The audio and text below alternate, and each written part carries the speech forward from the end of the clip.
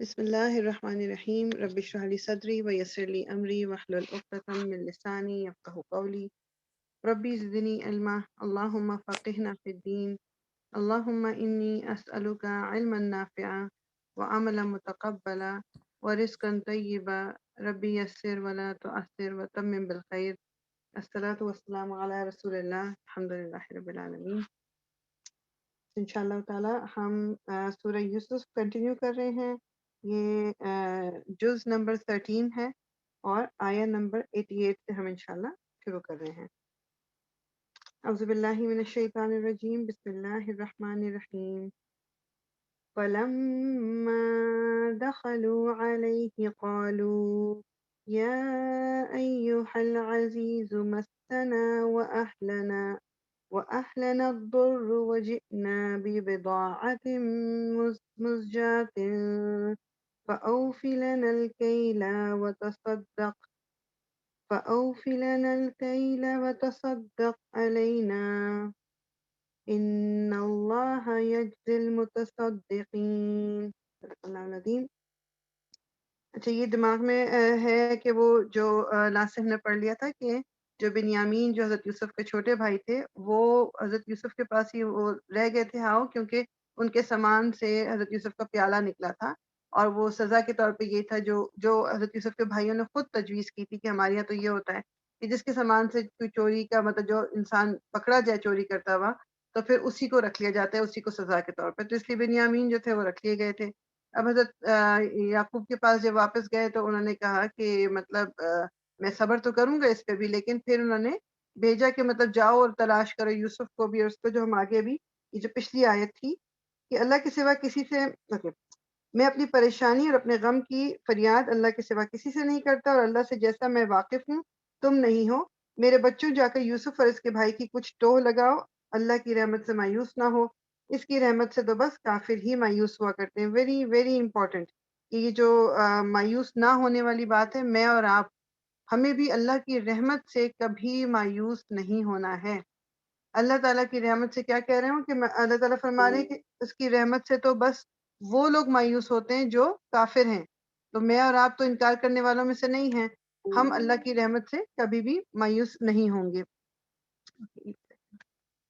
جب یہ لوگ مصر جا کر یوسف کی پیشی میں داخل ہوئے تو انہوں نے عرض کیا، اے سردار با اقتدار، ہم اور ہمارے اہل و عیال سخت مصیبت میں مبتلا ہیں اور ہم کچھ حقیر سی پونجی لے کر آئے ہیں، آپ ہمیں بھرپور غلہ عنایت فرمائیں اور ہم کو خیرات دیں، اللہ خیرات کرنے والوں کو جزا دیتا ہے۔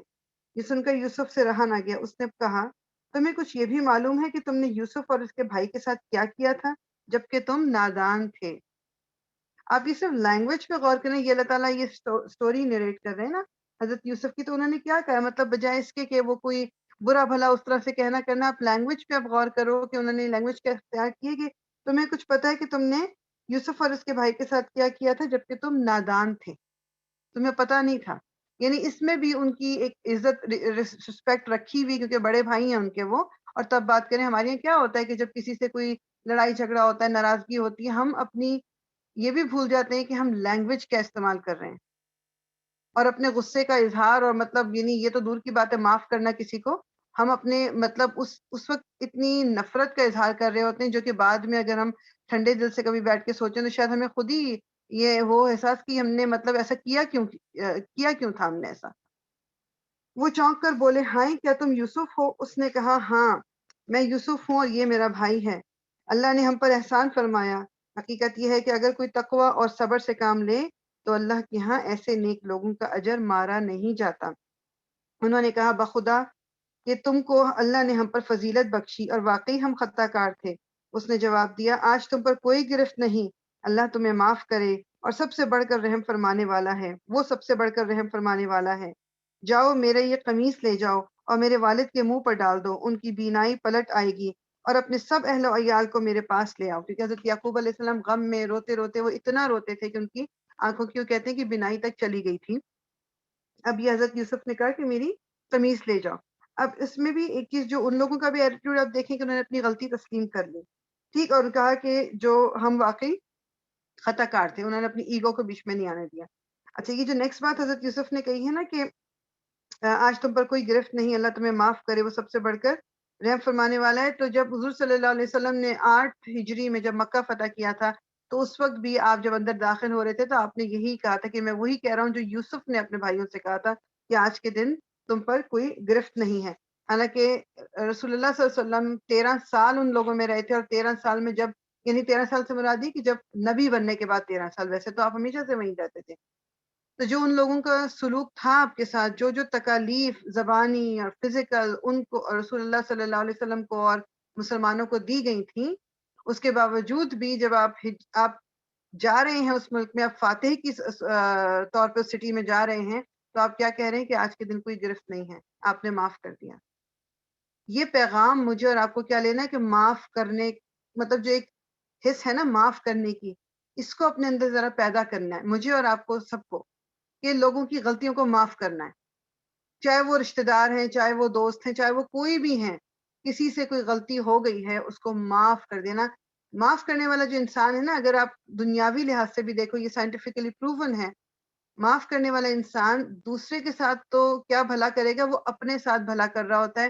وہ جو ایک بیگیج ساتھ میں لے کے پوری زندگی چلتا ہے نا، کہ کسی کے ساتھ آپ کہہ لو کہ اس کا دل خراب ہوا ہوا ہے، ناراضگی ہوئی ہوئی ہے، وہ ہماری اپنی پرسنالٹی کو زیادہ افیکٹ کرتا ہے ایز کمپیئر ٹو دوسرے کی پرسنالٹی۔ وہ تو اپنے گھر بیٹھا ہوا ہے، جو بھی کچھ اپنی زندگی اس کی گزر رہی ہے، میں کڑھے جا رہی ہوں، میں جلے جا رہی ہوں، میں بالکل ایک خائف ہوں کہ یہ میرے ساتھ ایسا کیوں ہوا، کیوں نہیں، اس نے کیوں کیا، اور اس سے میری لائف پہ فرق پڑ رہا ہوتا ہے۔ تو اس لیے ہمیں لوگوں کو معاف کر دینے کی عادت اپنے اندر ڈالنی ہے۔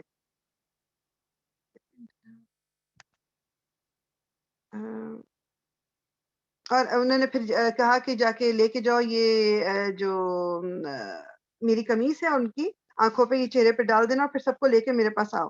جب یہ قافلہ مصر سے روانہ ہوا تو ان کے باپ نے کنان میں کہا میں یوسف کی خوشبو محسوس کر رہا ہوں، یعنی یہ قافلہ ابھی چلا ہے مصر سے کنان کی طرف واپس۔ کنان میں جو ہے حضرت یعقوب موجود ہے، وہ کہہ رہے ہیں کہ مجھے اپنے بیٹے کی خوشبو، یوسف کی خوشبو محسوس ہو رہی ہے۔ تم لوگ کہیں یہ نہ کہنے لگو کہ میں بڑھاپے میں سٹھیا گیا ہوں۔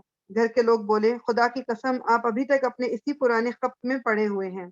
پھر جب خوشخبری لانے والا آیا تو اس نے یوسف کی قمیض یعقوب کے منہ پر ڈال دی اور یکیک اس کی بینائی اور کر آئی۔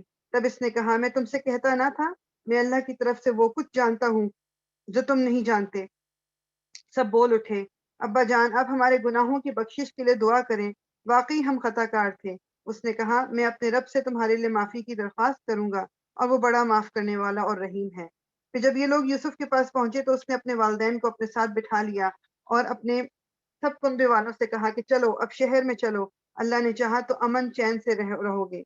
شہر میں داخل ہونے کے بعد اس نے اپنے والدین کو اٹھا کر اپنے پاس تخت پر بٹھایا اور سب اس کے آگے بے اختیار سجدے میں جھک گئے، کیونکہ اب حضرت یوسف کی پوزیشن ہے وہاں پر، ان کے پاس ایک وہ اب لیڈر بن چکے ہیں وہاں کے، اور وہ انہوں نے پھر آگے بڑھ کے پہلے تو باہر دروازے پہ شاید ان کو ریسیو کیا ہوگا، جب شہر کی طرف اندر لے کے آئے ہیں، اب تخت پہ انہوں نے اپنے ماں باپ کو اپنے ساتھ بٹھایا اور سارے لوگ جو تھے ان کے آگے جھک گئے۔ تو یوسف علیہ السلام نے کہا ابا جان یہ تعبیر ہے میرے اس خواب کی کہ جو میں نے پہلے دیکھا تھا، میرے رب نے اسے حقیقت بنا دیا۔ اگر آپ کو یاد ہے شروع میں خواب انہوں نے اپنے والد سے بیان کیا تھا کہ میں دیکھ رہا ہوں کہ سورج چاند اور ستارے مجھے سجدہ کر رہے ہیں، 11 سورج چاند ستارے جو مجھے سجدہ کر رہے ہیں۔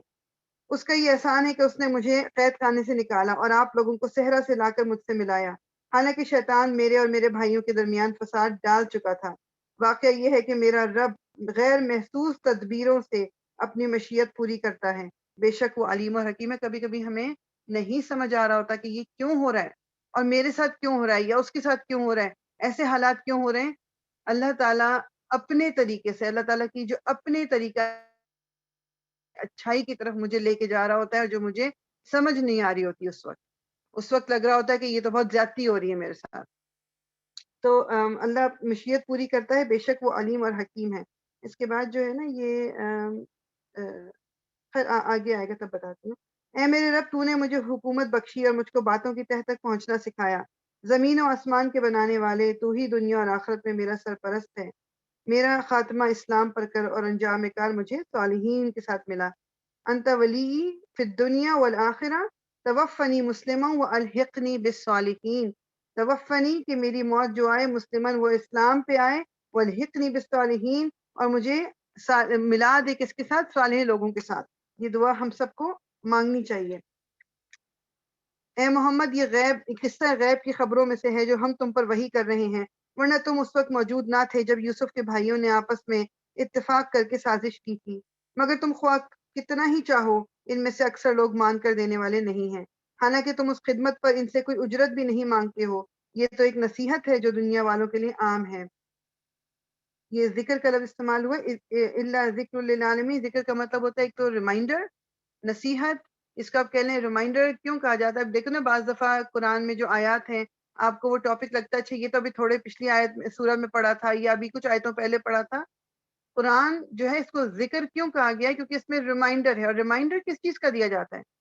ریمائنڈر آپ کو جب کوئی نئی بات بتائی جاتی ہے تو یہ تو نہیں کہا جاتا کہ یہ ریمائنڈر ہے، اس وقت تو وہ بات آپ کو بتائی جا رہی ہے پہلی دفعہ۔ ریمائنڈر کس کا دیا جاتا ہے؟ وہ بات جو آپ کو آلریڈی پتا ہے۔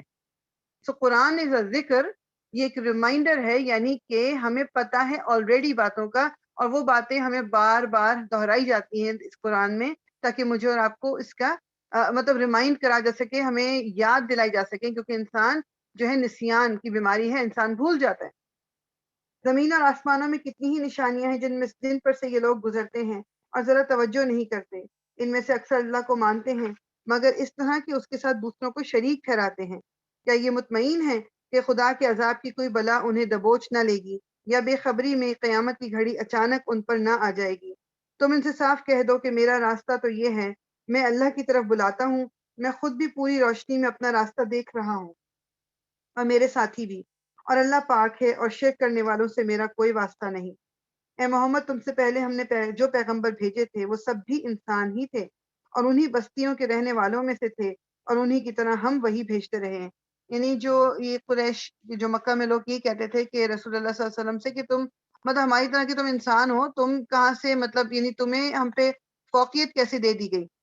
مطلب یہ کیسے ہو سکتا ہے کہ مطلب تمہیں وہ نبوت دے دی گئی جبکہ ہم میں اتنے بڑے بڑے سردار موجود ہیں، مطلب لیڈرز موجود ہیں، اور ہمیں تو اللہ تعالیٰ نے نہیں دی، اور تم جیسے انسان کو مطلب جو کہ فائنینشلی بھی ہم سے کم ہے تو تمہیں دے دی۔ تو دو اپوزٹ چیزیں ہیں ہمارے معاشرے میں۔ رسول اللہ صلی اللہ علیہ وسلم کو وہ درجہ دے دیا گیا کہ جیسے وہ انسان نہیں ہے، ان کو اس پوزیشن پہ بٹھا دیا گیا، اور وہ لوگ کیا کرتے تھے کہ انہوں نے رسول اللہ کو اس پوزیشن میں بٹھایا کہ ان کو کہا کہ بہت ہی زیادہ ایک معمولی انسان بنا دیے جو کہ وہ نہیں تھے، اور انہی کی طرف ہم وہی بھیجتے رہے ہیں۔ پھر کیا یہ لوگ زمین میں چلے پھرے نہیں ہیں کہ ان قوموں کا انجام انہیں نظر نہ آیا جو ان سے پہلے گزر چکی ہیں؟ یقیناً آخرت کا گھر ان لوگوں کے لیے ہے اور زیادہ بہتر ہے جنہوں نے پیغمبروں کی بات مان کر تقوی کی روش اختیار کی، کہ اب بھی تم لوگ نہ سمجھو گے۔ اب پہلے پیغمبروں کے ساتھ بھی یہی ہوتا رہا ہے کہ وہ مدتوں نصیحت کرتے رہے اور لوگوں نے سن کر نہ دیا، یہاں تک کہ جب پیغمبر لوگوں سے مایوس ہو گئے اور لوگوں نے بھی سمجھ لیا کہ ان سے جھوٹ بولا گیا تھا، تو یک ہماری مدد پیغمبروں کو پہنچ گئی۔ پھر جب ایسا موقع آ جاتا ہے تو ہمارا قاعدہ یہ ہے کہ جسے ہم چاہتے ہیں بچا لیتے ہیں، اور مجرموں پر سے تو ہمارا عذاب ٹالا ہی نہیں جا سکتا۔ اگلے لوگوں کے ان قصوں میں عقل و ہوش رکھنے والوں کے لیے عبرت ہے۔ یہ جو کچھ قرآن میں بیان کیا جا رہا ہے یہ بناوٹی باتیں نہیں ہیں، بلکہ جو کتابیں اس سے پہلے آئی ہیں انہی کی تصدیق ہے، اور ہر چیز کی تفصیل اور ایمان لانے والوں کے لیے ہدایت اور رحمت ہے۔ یہ قرآن جو اللہ تعالیٰ نے بھیجا ہے یہ اس کی رحمت ہے، اس میں ہدایت ہے، تو ہم میں سے جو کوئی بھی اس کی ہدایت کو قبول کر لے گا، اس کی رہنمائی کو قبول کر لے گا، وہ آخرت میں انشاءاللہ کامیاب ہو جائے گا۔ اب آگے شروع کرتے ہیں سورہ رعد۔ رعد کا مطلب ہوتا ہے جو بادلوں کی آواز ہوتی ہے نا، جو گرج ہوتی ہے بیسیکلی، لیکن یہ مطلب نہیں ہے کہ اب سارا کچھ اس میں اسی کا ذکر ہے، لیکن ہاں یہ ضرور ہے کہ جو مفسرین یہ کہتے ہیں کہ آپ اندازہ لگا لو گے خود بھی آیتوں کو دیکھ کے کہ اللہ تعالیٰ کی طرف سے تھوڑی ذرا ایک ہوتی ہے نا وارننگ، جس طرح جو ذرا سختی کی بات وہ اس کے اندر موجود ہے۔ اعوذ باللہ من الشیطان الرجیم، یہ بھی مکی سورہ ہے۔ بسم اللہ الرحمن الرحیم۔ الف لام را، مجھے لگ رہا ہے بیٹا الف لام میم را، تلك آیات الكتاب والذي ينزل إليك من ربك الحق ولكن أكثر الناس لا يؤمنون الله الذي رفع السماوات بغير عمد ترونها ثم استوى على العرش وسخر الشمس والقمر كل يجري لأجل مسمى يدبر الأمر يفصل الآيات لعلكم بلقاء ربكم توقنون. صدق اللہ العظیم۔ الف لام میم را، یہ کتاب الہی کی آیات ہیں، اور جو کچھ تمہارے رب کی طرف سے تم پر نازل کیا گیا ہے وہ عین حق ہے، مگر تمہاری قوم کے اکثر لوگ مان نہیں رہے ہیں۔ وہ اللہ ہی ہے جس نے آسمانوں کو ایسے سہاروں کے بغیر قائم کیا جو تم کو نظر آتے ہو، یعنی کہ ہمیں کوئی پلرز نظر نہیں آتے، آسمان چھت کی طرح ہے، زمین جو ہے وہ ہمارے جو گھروں کی جس طرح فلور ہوتے ہیں اگر اس طرح ہے تو پلرز کہاں ہیں؟ اس کے بغیر اللہ تعالیٰ نے آسمان کو جو ہمارے اوپر پورا پھیلایا ہوا ہے یہ کس طرح کیا؟ مطلب یہ بھی اللہ کی نشانی ہے، اگر بیٹھ کے انسان غور کرے اس پہ تو اس کو بہت ساری چیزیں سمجھ آ جائیں کہ یہ کیسے پاسبل ہے۔ پھر اگر جو وہ لوگ کہتے ہیں نا کہ کوئی ہائر بینگ ہائر ڈیٹی موجود نہیں ہے، اوپر کوئی نہیں، تو پھر کیسے ہو گیا یہ سارا کچھ؟ پھر وہ اپنے تخت سلطنت پر جلوہ فرما ہوا اور اس نے آفتاب و مہتاب کو ایک قانون کا پابند بنایا۔ اس سارے نظام کی ہر چیز ایک وقت مقرر تک کے لیے چل رہی ہے اور اللہ ہی اس سارے کام کی تدبیر فرما رہا ہے۔ وہ نشانیاں کھول کھول کر بیان کرتا ہے شاید کہ تم اپنے رب کی ملاقات کا یقین کرو۔ اور وہی ہے جس نے یہ زمین پھیلا رکھی ہے، اس میں پہاڑوں کے کھونٹے گاڑ دیے اور دریا بہا دیے ہیں۔ اسی نے ہر طرح کے پھلوں کے جوڑے پیدا کیے ہیں اور وہی دن پر رات کو طاری کرتا ہے۔ ان ساری چیزوں میں بڑی نشانیاں ہیں ان لوگوں کے لیے جو غور و فکر سے کام کرتے ہیں۔ اور دیکھو زمین میں الگ الگ خطے پائے جاتے ہیں جو ایک دوسرے سے متصل واقع ہیں، متصل کا مطلب جوائنٹ ہوئے ہوئے قریب قریب۔ انگور کے باغ ہیں، کھیتیاں ہیں، کھجور کے درخت ہیں جن میں سے کچھ اکھیرے ہیں اور کچھ دوہرے، سب کو ایک ہی پانی سیراب کرتا ہے، مگر مزے میں ہم کسی کو بہتر بنا دیتے ہیں اور کسی کو کمتر۔ ان سب چیزوں میں بہت ہی نشانیاں ہیں ان لوگوں کے لیے جو عقل سے کام لیتے ہیں۔ یعنی جو اکہرے اور دوکہرے کی جو دوہرے کی جو بات ہے کہ کھجور کے جو درخت ہے نا ان میں سے بعض یہ ہوتا ہے کہ جیسے جڑ میں سے یعنی روٹس میں سے ایک ہی تنا نکل آیا، ایک ہی ٹرنک نکل آیا، اور کچھ کبھی کبھی یہ ہوتا ہے کہ دو نکل آتے ہیں، تو دوہرے کا مطلب دو۔ اب اگر تمہیں تعجب کرنا ہے تو تعجب کے قابل لوگوں کا یہ قول ہے کہ جب ہم مر کر مٹی ہو جائیں گے تو کیا ہم نئے سرے سے پیدا کیے جائیں گے؟ یہ وہ لوگ ہیں جنہوں نے اپنے رب سے کفر کیا ہے، یہ وہ لوگ ہیں جن کی گردنوں میں طوق پڑے ہوئے ہیں، یہ جہنمی ہیں اور جہنم میں ہمیشہ رہیں گے۔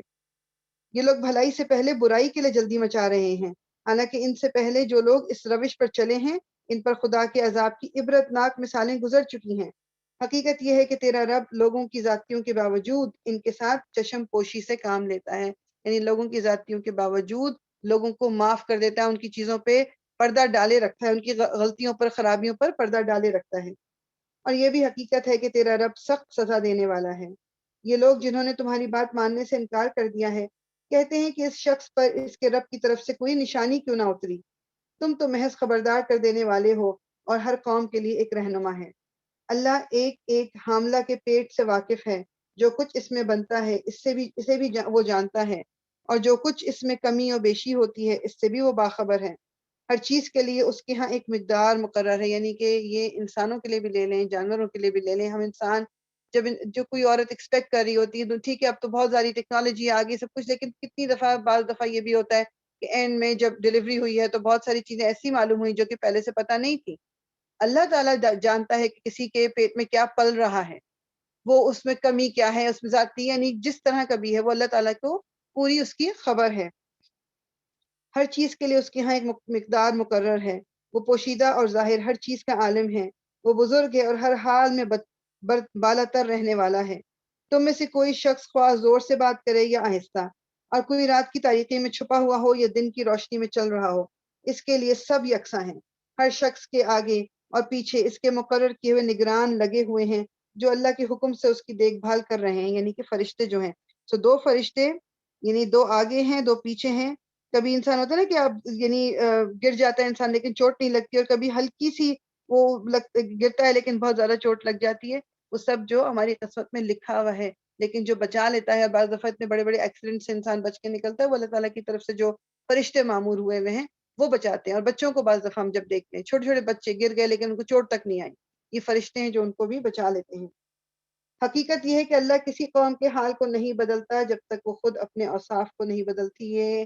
آج اس ٹائم پہ جو پاکستان میں جو کچھ ہو رہا ہے اس پہ اس سے زیادہ مطلب صادق کوئی آیت نہیں آتی ہوگی کہ ان اللہ لا یغیر ما بقوم حتی یغیروا ما بانفسہم، کہ بے شک اللہ نہیں بدلتا، نہیں چینج لاتا اس قوم کے اندر جب تک کہ وہ قوم اپنے آپ کو خود نہیں بدلتی، جو قوم اپنی اپنی عادتوں کو نہیں بدلتی۔ قوم ہمارے اگر ہم ملک پہ نظر ڈالیں، پاکستان پہ میں اسپیشلی بات کریں کہ نظر ڈالیں تو مسلم امہ کا حال کیا ہے وہاں پر، سب کی بات نہیں کر رہی، لیکن کتنے لوگ ایسے ہیں جو دین سے کتنے دور ہیں، سیدھی راہ سے کتنے دور ہیں، ان کے لیے جھوٹ بولنا کوئی پرابلم نہیں ہے، کسی کا حق مارنا کوئی پرابلم نہیں دینا کوئی پرابلم نہیں ہے، رشتوں کو توڑ دینا، جو رحم کے رشتے ان کو توڑ دینا کوئی پرابلم نہیں ہے۔ جو جس قوم کے یہ حالات ہیں تو ان کے اللہ تعالیٰ کیا کہہ رہے ہیں کہ وہ اس وقت تک نہیں بدلیں گے حالات جب تک کہ انسان خود اپنے آپ کو every individual needs to change, ایک ایک انسان جو وہاں پر ہے وہ خود اپنے آپ کو چینج کرے گا تو پوری قوم کیسے چینج نہیں ہو جائے گی۔ حقیقت یہ ہے کہ اللہ کسی قوم کے حال کو نہیں بدلتا جب تک کہ وہ خود اپنے اوصاف نہیں بدلتی، اور جب اللہ کسی قوم کی شامت لانے کا فیصلہ کر لے تو پھر وہ کسی کے ٹالے نہیں ٹل سکتی، اور نہ اللہ کے مقابلے میں ایسی قوم کا کوئی حامی و مددگار ہو سکتا ہے۔ وہی ہے تمہارے سامنے بجلیاں چمکاتا ہے جنہیں دیکھ کر تمہیں اندیشے بھی لاحق ہوتے ہیں اور امیدیں بھی بنتی ہیں۔ وہی ہے جو پانی سے لدے ہوئے بادل اٹھاتا ہے، بادلوں کی گرج اس کی حمد کے ساتھ اس کی پاکی بیان کرتے ہیں۔ اور یہاں پر یہ ورڈ آیا ہے وہ یسبح الرعد بحمدہ والملائکۃ، یہ جو ورڈ جو سورہ کا نام ہے وہ اس آیت میں آیا ہے۔ بادلوں کی گرج اس کی حمد کے ساتھ اس کی پاکی بیان کرتی ہے، اور فرشتے اس کی ہیبت سے لرزتے ہوئے اس کی تسبیح کرتے ہیں۔ وہ کڑکتی ہوئی بجلیوں کو بھیجتا ہے اور بسا اوقات انہیں جس پر چاہتا ہے عین اس حالت میں گرا دیتا ہے جبکہ لوگ اللہ کے بارے میں جھگڑ رہے ہوتے ہیں۔ فی الواقع اس کی چال بڑی زبردست ہے، اسی کو پکارنا برحق ہے۔ رہی وہ دوسری ہستیاں جنہیں اس کو چھوڑ کر یہ لوگ پکارتے ہیں، وہ ان کی دعاؤں کا کوئی جواب نہیں دے سکتی۔ انہیں پکارنا تو ایسا ہے جیسے کوئی شخص پانی کی طرف ہاتھ پھیلا کر اس سے درخواست کرے کہ تو میرے منہ تک پہنچ جا، حالانکہ پانی اس تک پہنچنے والا نہیں۔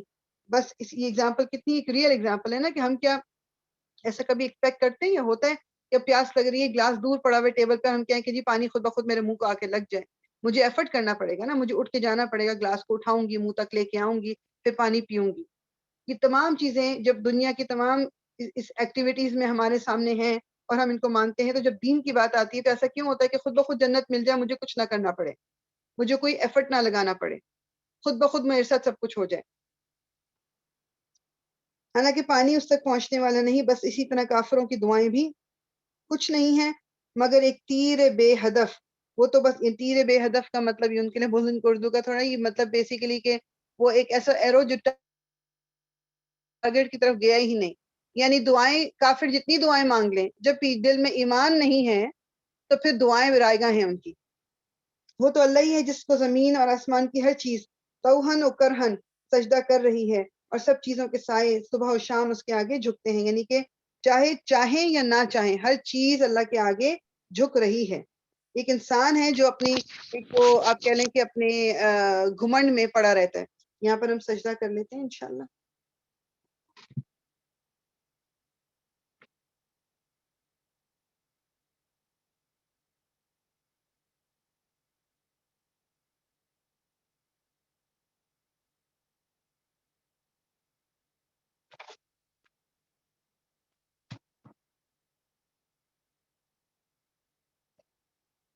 آیا نمبر 16۔ ان سے پوچھو آسمان اور زمین کا رب کون ہے؟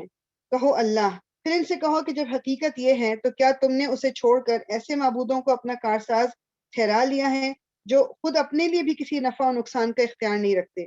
کہو کیا اندھا اور آنکھوں والا برابر ہوا کرتے ہیں؟ کیا روشنی اور تاریکیاں یکساں ہوتی ہیں؟ اور اگر ایسا نہیں تو کیا ان کے ٹھہرائے ہوئے شریکوں نے بھی اللہ کی طرح کچھ پیدا کیا ہے کہ اس کی وجہ سے ان پر تخلیق کا معاملہ مشتبہ ہو گیا؟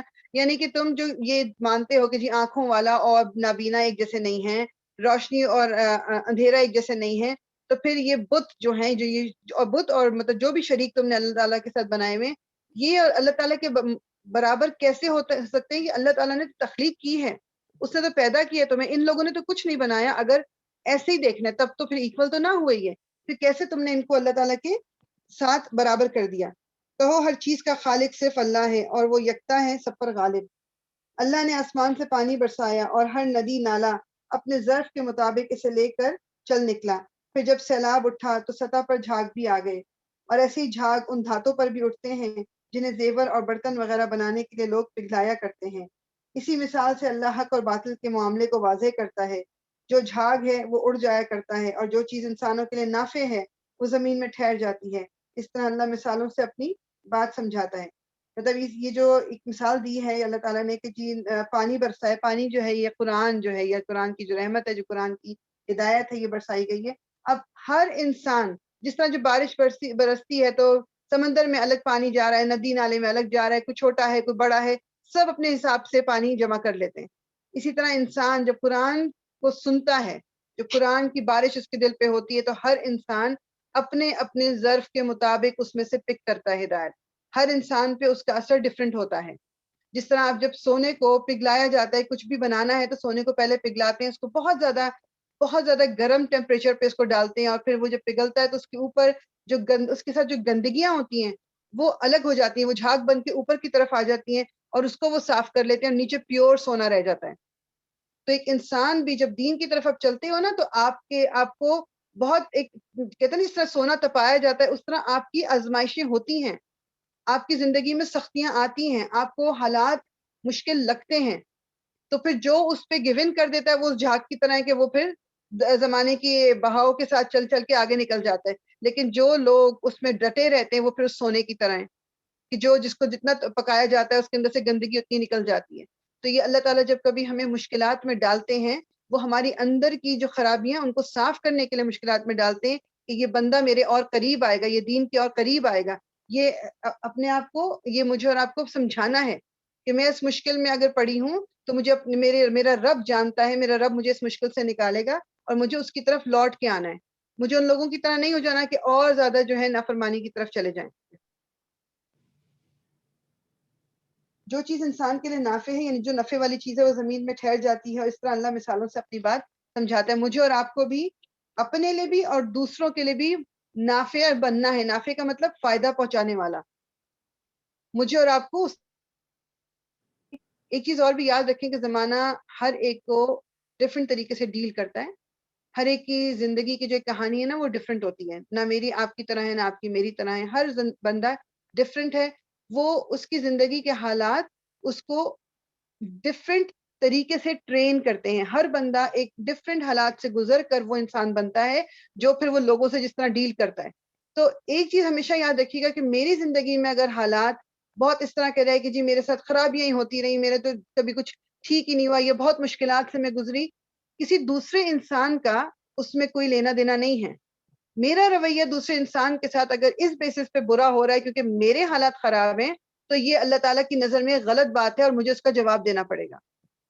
کسی دوسرے کا کیا لینا دینا کہ اگر میری زندگی میں پرابلمز ہیں, وہ میری پرابلم ہے. مجھے اپنے آپ کو دیکھنا ہے کہ مجھے اس کو کس طرح سے ڈیل کرنا ہے. دوسرے کا اس میں کوئی لینا دینا نہیں ہے. مجھے دوسرے کے ساتھ اپنے رویے کو اس طرح کا رکھنا ہے کہ جو قرآن اور سنت مجھے سکھاتے ہیں. اور دوسرا پوائنٹ اس سے کیا لینا ہے, چونکہ ہر بندے کی کہانی ڈفرینٹ ہے, ہر بندے کا وقت ڈفرینٹ گزرا ہوا ہے, تو کسی کو بھی میں نے جج نہیں کرنا. ہمیں نہیں پتا کہ اس انسان کے ساتھ پیچھے کیا ہو چکا ہے, اور وہ اس کا یہ بیہیویئر جو ہے وہ کس ریزن سے ہے. although it is not, یہ ایک جائز نہیں ہوتا کہ وہی جو میں نے پہلے بات کی کہ آپ کی چونکہ زندگی میں پرابلم ہے تو اب آپ ہر ایک کے ساتھ غلط طریقے سے بات کرتے رہو, الٹی سیدھی بات کرتے رہو. ایسا بالکل نہیں کر سکتے ہم. ٹھیک, ہمارا رویہ ٹھیک ہونا ضروری ہے. اب میں یہ دوسرے پرسپیکٹو سے بات کر رہی ہوں کہ اب اگر کسی کا رویہ ہمارے ساتھ تھوڑا خراب نظر آ رہا ہے, کبھی کبھی اپنے دل کو اگر ہم یہ بتا لیں کہ شاید اس کی لائف میں کوئی پرابلم گزر رہی ہو, شاید کہ اس کے ساتھ کوئی اس سے ریلیٹڈ کوئی ایسا واقعہ ہو جو اس کو یاد آ گیا, تو اس کو ہم تھوڑا سا چانس دے دیں, ہم اس کو تھوڑا سا ٹائم دے دیں. ٹھیک ہے, بس یہ اپنے آپ کو, تو یہ دونوں طرف سے, ایک میں ریسیونگ اینڈ پہ بھی ہو سکتی ہوں اور میں گیونگ اینڈ پہ بھی ہو سکتی ہوں کہ جو دوسروں کے ساتھ برا رویہ کر رہے ہیں. تو مجھے اور آپ کو یہ چیز یاد رکھنی ہے کہ ہر انسان, بس ہمارا مقصد یہ ہونا چاہیے کہ مجھ سے دوسرے لوگوں کو فائدہ پہنچ جائے, نقصان نہ ہو. بھلا یہ کس طرح ممکن ہے؟ نہیں، جن لوگوں نے اپنے رب کی دعوت قبول کر لی ان کے لیے بھلائی ہے، اور جنہوں نے اسے قبول نہ کیا وہ اگر زمین کی ساری دولت کے بھی مالک ہوں اور اتنی ہی اور فراہم کر لیں تو وہ خدا کی پکڑ سے بچنے کے لیے اس سب کو فدیے میں دے ڈالنے پر تیار ہو جائیں گے۔ یہ وہ لوگ ہیں جن سے بری طرح حساب لیا جائے گا اور ان کا ٹھکانہ جہنم ہے، بہت ہی برا ٹھکانہ۔ بھلا یہ کس طرح ممکن ہے کہ جو وہ شخص جو تمہارے رب کی اس کتاب کو جو اس نے تم پر نازل کی ہے حق جانتا ہے، اور وہ شخص جو اس حقیقت کی طرف سے اندھا ہے، دونوں یکساں ہو جائیں۔ نصیحت تو دانش مند لوگ ہی قبول کرتے ہیں، اور ان کا طرز عمل یہ ہوتا ہے کہ اللہ کے ساتھ اپنے عہد کو پورا کرتے ہیں، اسے مضبوط باندھنے کے بعد توڑ نہیں ڈالتے۔ ان کی روش یہ ہوتی ہے کہ اللہ نے جن جن روابط کو برقرار رکھنے کا حکم دیا ہے، جن جن تعلقات کو برقرار رکھنے کا حکم دیا ہے انہیں برقرار رکھتے ہیں، اپنے رب سے ڈرتے ہیں اور اس بات کا خوف رکھتے ہیں کہ کہیں ان سے بری طرح حساب نہ لیا جائے۔ ان کا حال یہ ہوتا ہے کہ اپنے رب کی رضا کے لیے صبر سے کام لیتے ہیں، نماز قائم کرتے ہیں، ہمارے دیے ہوئے رزق میں سے اعلانیہ اور پوشیدہ خرچ کرتے ہیں، اور برائی کو بھلائی سے رفع کرتے ہیں۔ آخرت کا گھر انہی لوگوں کے لیے ہے۔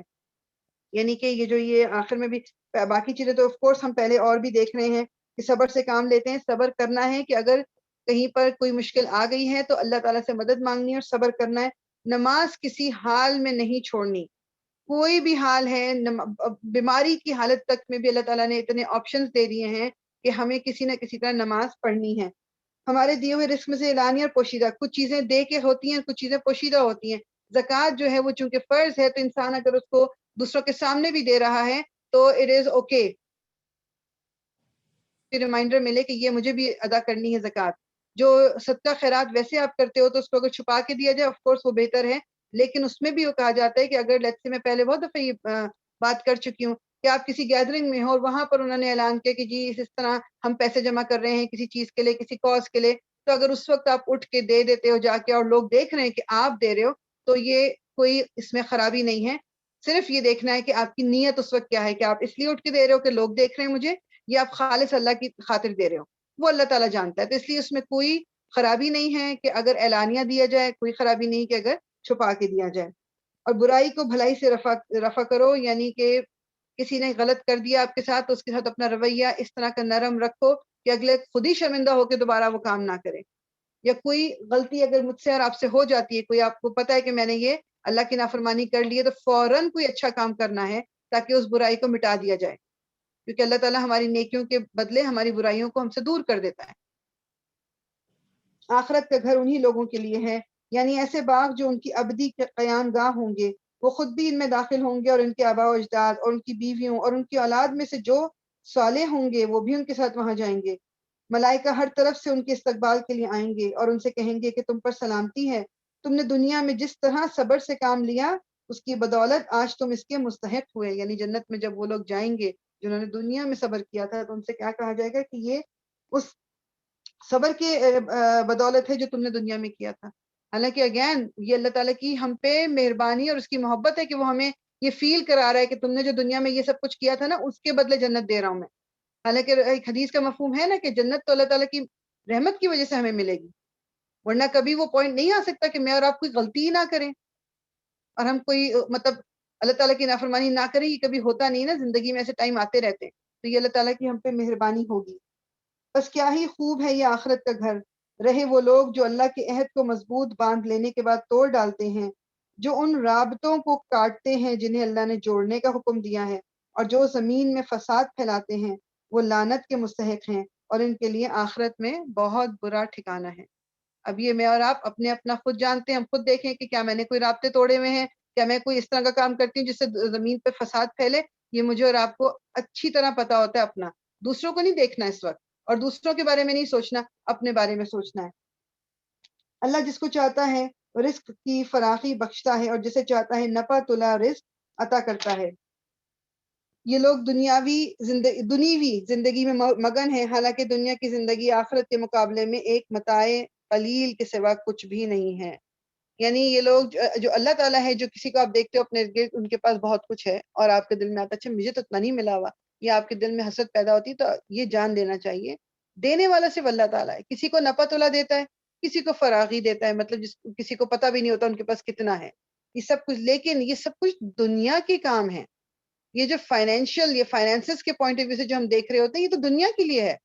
آخرت میں زیرو کام آئے گی یہ دولت ہمارے، اگر ہم نے اس کو اچھے کاموں میں نہیں لگایا. کوئی انسان اس زندگی میں جتنا بھی روپے پیسے والا ہو، اگر اس کے پاس نیک اعمال نہیں ہے تو آخرت میں تو وہ خسارے میں ہے، وہ تو فقیر ہے، آخرت میں کچھ بھی نہیں ہے اس کے پاس. اور دنیا میں کسی کے پاس اتنا کچھ نہیں تھا، نپا تلا تھا، مگر اس نپے تلے میں اس نے اللہ کی خاطر بہت کچھ کیا، تو وہ آخرت میں جا کے کامیاب ہو گیا. یہ لوگ جنہوں نے رسالت محمدی کو ماننے سے انکار کر دیا ہے کہتے ہیں اس شخص پر اس کے رب کی طرف سے کوئی نشانی کیوں نہ اتری. کہو اللہ جسے چاہتا ہے گمراہ کر دیتا ہے، ورنہ اور وہ اپنی طرف آنے کی طرف رجوع کرے. وَيَهْدِي إِلَيْهِ مَنْ أَنَابَ، یعنی اللہ تعالیٰ ہدایت صرف اس کو دے گا جو ہدایت چاہے گا. ہمیں ہدایت مانگنی ہے اللہ تعالیٰ سے، تب ہدایت ملے گی ہمیں. ایسے ہی لوگ ہیں وہ آیا نمبر 28، ایسے ہی لوگ ہیں وہ جنہوں نے اس نبی کی دعوت کو مان لیا اور ان کے دلوں کو اللہ کی یاد سے اطمینان نصیب ہوتا ہے. خبردار رہو، اللہ کی یاد وہی وہ چیز ہے جس سے دلوں کو اطمینان نصیب ہوا کرتا ہے. بس یہ الا بذکر اللہ تطمئن القلوب، یہ آیا نمبر 28 کا جو بلکہ پوری دیکھ لیں. الذین آمنوا وتطمئن قلوبہم بذکر اللہ، اللہ کے ذکر سے مطلب جنہوں نے کہا نا کہ وہ ایمان لائیں، ان کے دل کو اطمینان نصیب ہوتا ہے. کس سے اطمینان نصیب ہوتا ہے؟ اللہ تعالیٰ کے ذکر سے. الا بذکر اللہ تطمئن القلوب، کیونکہ اطمینان، خبردار رہو، اللہ کی یاد ہی وہ چیز ہے جس سے دلوں کو اطمینان نصیب ہوتا ہے. اب میں اور آپ اگر اطمینان دوسری چیزوں میں ڈھونڈیں گے تو اطمینان نہیں ملے گا. ٹیمپرری ریلیف مل سکتا ہے، لیکن دل کو جو سکون ہے وہ اللہ تعالیٰ کے کلام سے ہی ملتا ہے. پھر جن لوگوں نے دعوت حق کو مانا اور نیک عمل کیے وہ خوش نصیب ہیں اور ان کے لیے اچھا انجام ہے. اے محمد، اسی شان سے ہم نے تم کو رسول بنا کر بھیجا ہے ایک ایسی قوم میں جس سے پہلے بہت سی قومیں گزر چکی ہیں، تاکہ تم ان لوگوں کو وہ پیغام سناؤ جو ہم نے تم پر نازل کیا ہے، اس حال میں کہ یہ اپنے نہایت مہربان خدا کے کافر بنے ہوئے ہیں. ان سے کہو کہ وہی میرا رب ہے، اس کے سوا کوئی معبود نہیں ہے، اسی پر میں نے بھروسہ کیا اور وہی میرا ملجا و ماوا ہے، یعنی میرا واپس پلٹنا اور میری مددگار وہی ہے. اور کیا ہو جاتا اگر کوئی ایسا قرآن اتار دیا جاتا جس کے زور سے پہاڑ چلنے لگتے، یا زمین شک ہو جاتی، یا مردے قبروں سے نکل کر بولنے لگتے. اس طرح کی نشانیاں دکھا دینا کچھ مشکل نہیں ہے، بلکہ سارا اختیار ہی اللہ کے ہاتھ میں ہے. پھر کیا اہل ایمان ابھی تک کفار کی طلب کے جواب میں کسی نشانی کے ظہور کی آس لگائے بیٹھے ہیں، اور وہ یہ جان کر مایوس نہیں ہو گئے کہ اگر اللہ چاہتا تو سارے انسانوں کو ہدایت دے دیتا. جن لوگوں نے خدا کے ساتھ کفر کا رویہ اختیار کر رکھا ہے، ان پر ان کے کرتوتوں کی وجہ سے کوئی نہ کوئی آفت آتی ہی رہتی ہے، یا ان کے گھر کے قریب کہیں نازل ہو جاتی ہے. یہ سلسلہ چلتا رہے گا یہاں تک کہ اللہ کا وعدہ آن پورا ہو. یقیناً اللہ اپنے وعدے کی خلاف ورزی نہیں کرتا. تم سے پہلے بھی بہت سے رسولوں کا مذاق اڑایا جا چکا ہے، مگر میں نے ہمیشہ منکرین کو ڈھیل دی اور آخرکار ان کو پکڑ لیا. پھر دیکھ لو کہ میری سزا کیسی سخت تھی. پھر کیا وہ جو ایک ایک متنفس کی کمائی پر نظر رکھتا ہے، اس کے مقابلے میں یہ جسارتیں کی جا رہی ہیں کہ لوگوں نے اس کے کچھ شریک ٹھہرا رکھے ہیں. اے نبی، ان سے کہو کہ اگر واقعی وہ خدا کے اپنے بنائے ہوئے شریک ہیں تو ذرا ان کے نام لو کہ وہ کون ہیں. یا تم اللہ کو ایک نئی بات کی خبر دے رہے ہو جسے وہ اپنی زمین میں نہیں جانتا، یا تم لوگ بس یوں ہی.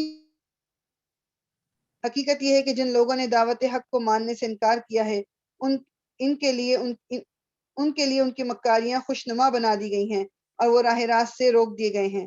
پھر جس کو اللہ گمراہی میں پھینک دے اسے کوئی راہ دکھانے والا نہیں ہے. ایسے لوگوں کے لیے دنیا کی زندگی ہی میں عذاب ہے اور آخرت کا عذاب اس سے بھی زیادہ سخت ہے. کوئی ایسا نہیں جو انہیں خدا سے بچانے والا ہو. خدا ترس انسانوں کے لیے جس جنت کا وعدہ کیا گیا ہے اس کی شان یہ ہے کہ اس کے نیچے نہریں بہ رہی ہیں، اس کے پھل دائمی ہیں اور اس کا سایہ لازوال ہے. یہ انجام ہے متقی لوگوں کا. اور منکرین حق کا انجام یہ ہے کہ ان کے لیے دوزخ کی آگ ہے. اے نبی، جن لوگوں کو ہم نے پہلے کتاب دی تھی وہ اس کتاب سے جو ہم نے تم پر نازل کی ہے خوش ہیں، اور مختلف گروہوں میں کچھ لوگ ایسے بھی ہیں جو اس کی بعض باتوں کو نہیں مانتے. تم صاف کہہ دو کہ مجھے تو صرف اللہ کی بندگی کا حکم دیا گیا ہے اور اس سے منع کیا گیا ہے کہ کسی کو اس کے ساتھ شریک ٹھہراؤں، لہٰذا میں اسی کی طرف دعوت دیتا ہوں اور اسی کی طرف میرا رجوع ہے۔ اسی ہدایت کے ساتھ ہم نے یہ قرآن فرمان عربی میں تم پر نازل کیا ہے۔ اب اگر تم نے اس علم کے باوجود جو تمہارے پاس آ چکا ہے لوگوں کی خواہشات کی پیروی کی تو اللہ کے مقابلے میں نہ کوئی تمہارا حامی و مددگار ہے اور نہ کوئی اس کی پکڑ سے تم کو بچا سکتا ہے۔ تم سے پہلے بھی ہم بہت سے رسول بھیج چکے ہیں اور ان کو ہم نے بیوی بچوں والا ہی بنایا تھا، اور کسی رسول کی بھی یہ طاقت نہ تھی کہ اللہ کے اذن کے بغیر کوئی نشانی خود لا دکھاتا۔ ہر دور کے لیے ایک کتاب ہے، اللہ جو کچھ چاہتا ہے مٹا دیتا ہے اور جس چیز کو چاہتا ہے قائم رکھتا ہے۔ الکتاب اسی کے پاس ہے۔ الکتاب وہ اوریجنل کتاب جو کتاب مکنون جو کہ اللہ تعالیٰ کے پاس ہے، جس میں سے پہلے اس نے جیسے تورات بھیجی، انجیل بھیجی اور صحیفے بھیجے، زبور بھیجی، سب تب ایک ہی اوریجنل کتاب سے آتے ہیں، آئی ہیں۔ اب قرآن وہ فائنل کتاب ہے جو اس اوریجنل الکتاب سے بھیجا گیا ہے۔ ارے نبی، جس برے انجام کی دھمکی ہم ان لوگوں کو دے رہے ہیں اس کا کوئی حصہ خواہ ہم تمہارے جیتے جی دکھا دیں یا اس کے ظہور میں آنے سے پہلے ہم تمہیں اٹھا لیں، بہرحال تمہارا کام صرف پیغام پہنچا دینا ہے اور حساب لینا ہمارا کام ہے۔ کیا یہ لوگ دیکھتے نہیں ہیں کہ ہم اس سرزمین پر چلے آ رہے ہیں اور اس کا دائرہ ہر طرف سے تنگ کرتے چلے آتے ہیں؟ اللہ حکومت کر رہا ہے، کوئی اس کے فیصلوں پر نظر ثانی کرنے والا نہیں ہے اور اسے حساب لیتے کچھ دیر نہیں لگتی۔ ان سے پہلے جو لوگ ہو گزرے ہیں وہ بھی بڑی بڑی چالیں چل چکے ہیں، مگر اصل فیصلہ کن چال تو پوری کی پوری اللہ ہی کے ہاتھ میں ہے۔ وہ جانتا ہے کہ کون کیا کچھ کمائی کر رہا ہے، اور ان قریب منکرین حق دیکھ لیں گے کہ انجام کس کا بخیر ہوتا ہے۔ یہ منکرین کہتے ہیں کہ تم خدا کے بھیجے ہوئے نہیں ہو۔ کہو میرے اور تمہارے درمیان اللہ کی گواہی کافی ہے، اور پھر ہر اس شخص کی گواہی جو کتاب آسمانی کا علم رکھتا ہے۔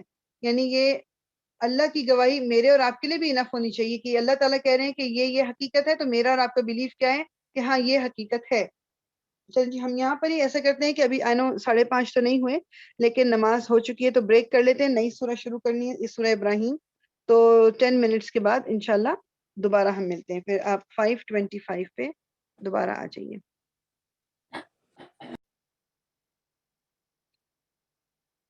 تو انشاءاللہ تعالی ہم سورہ ابراہیم شروع کرتے ہیں۔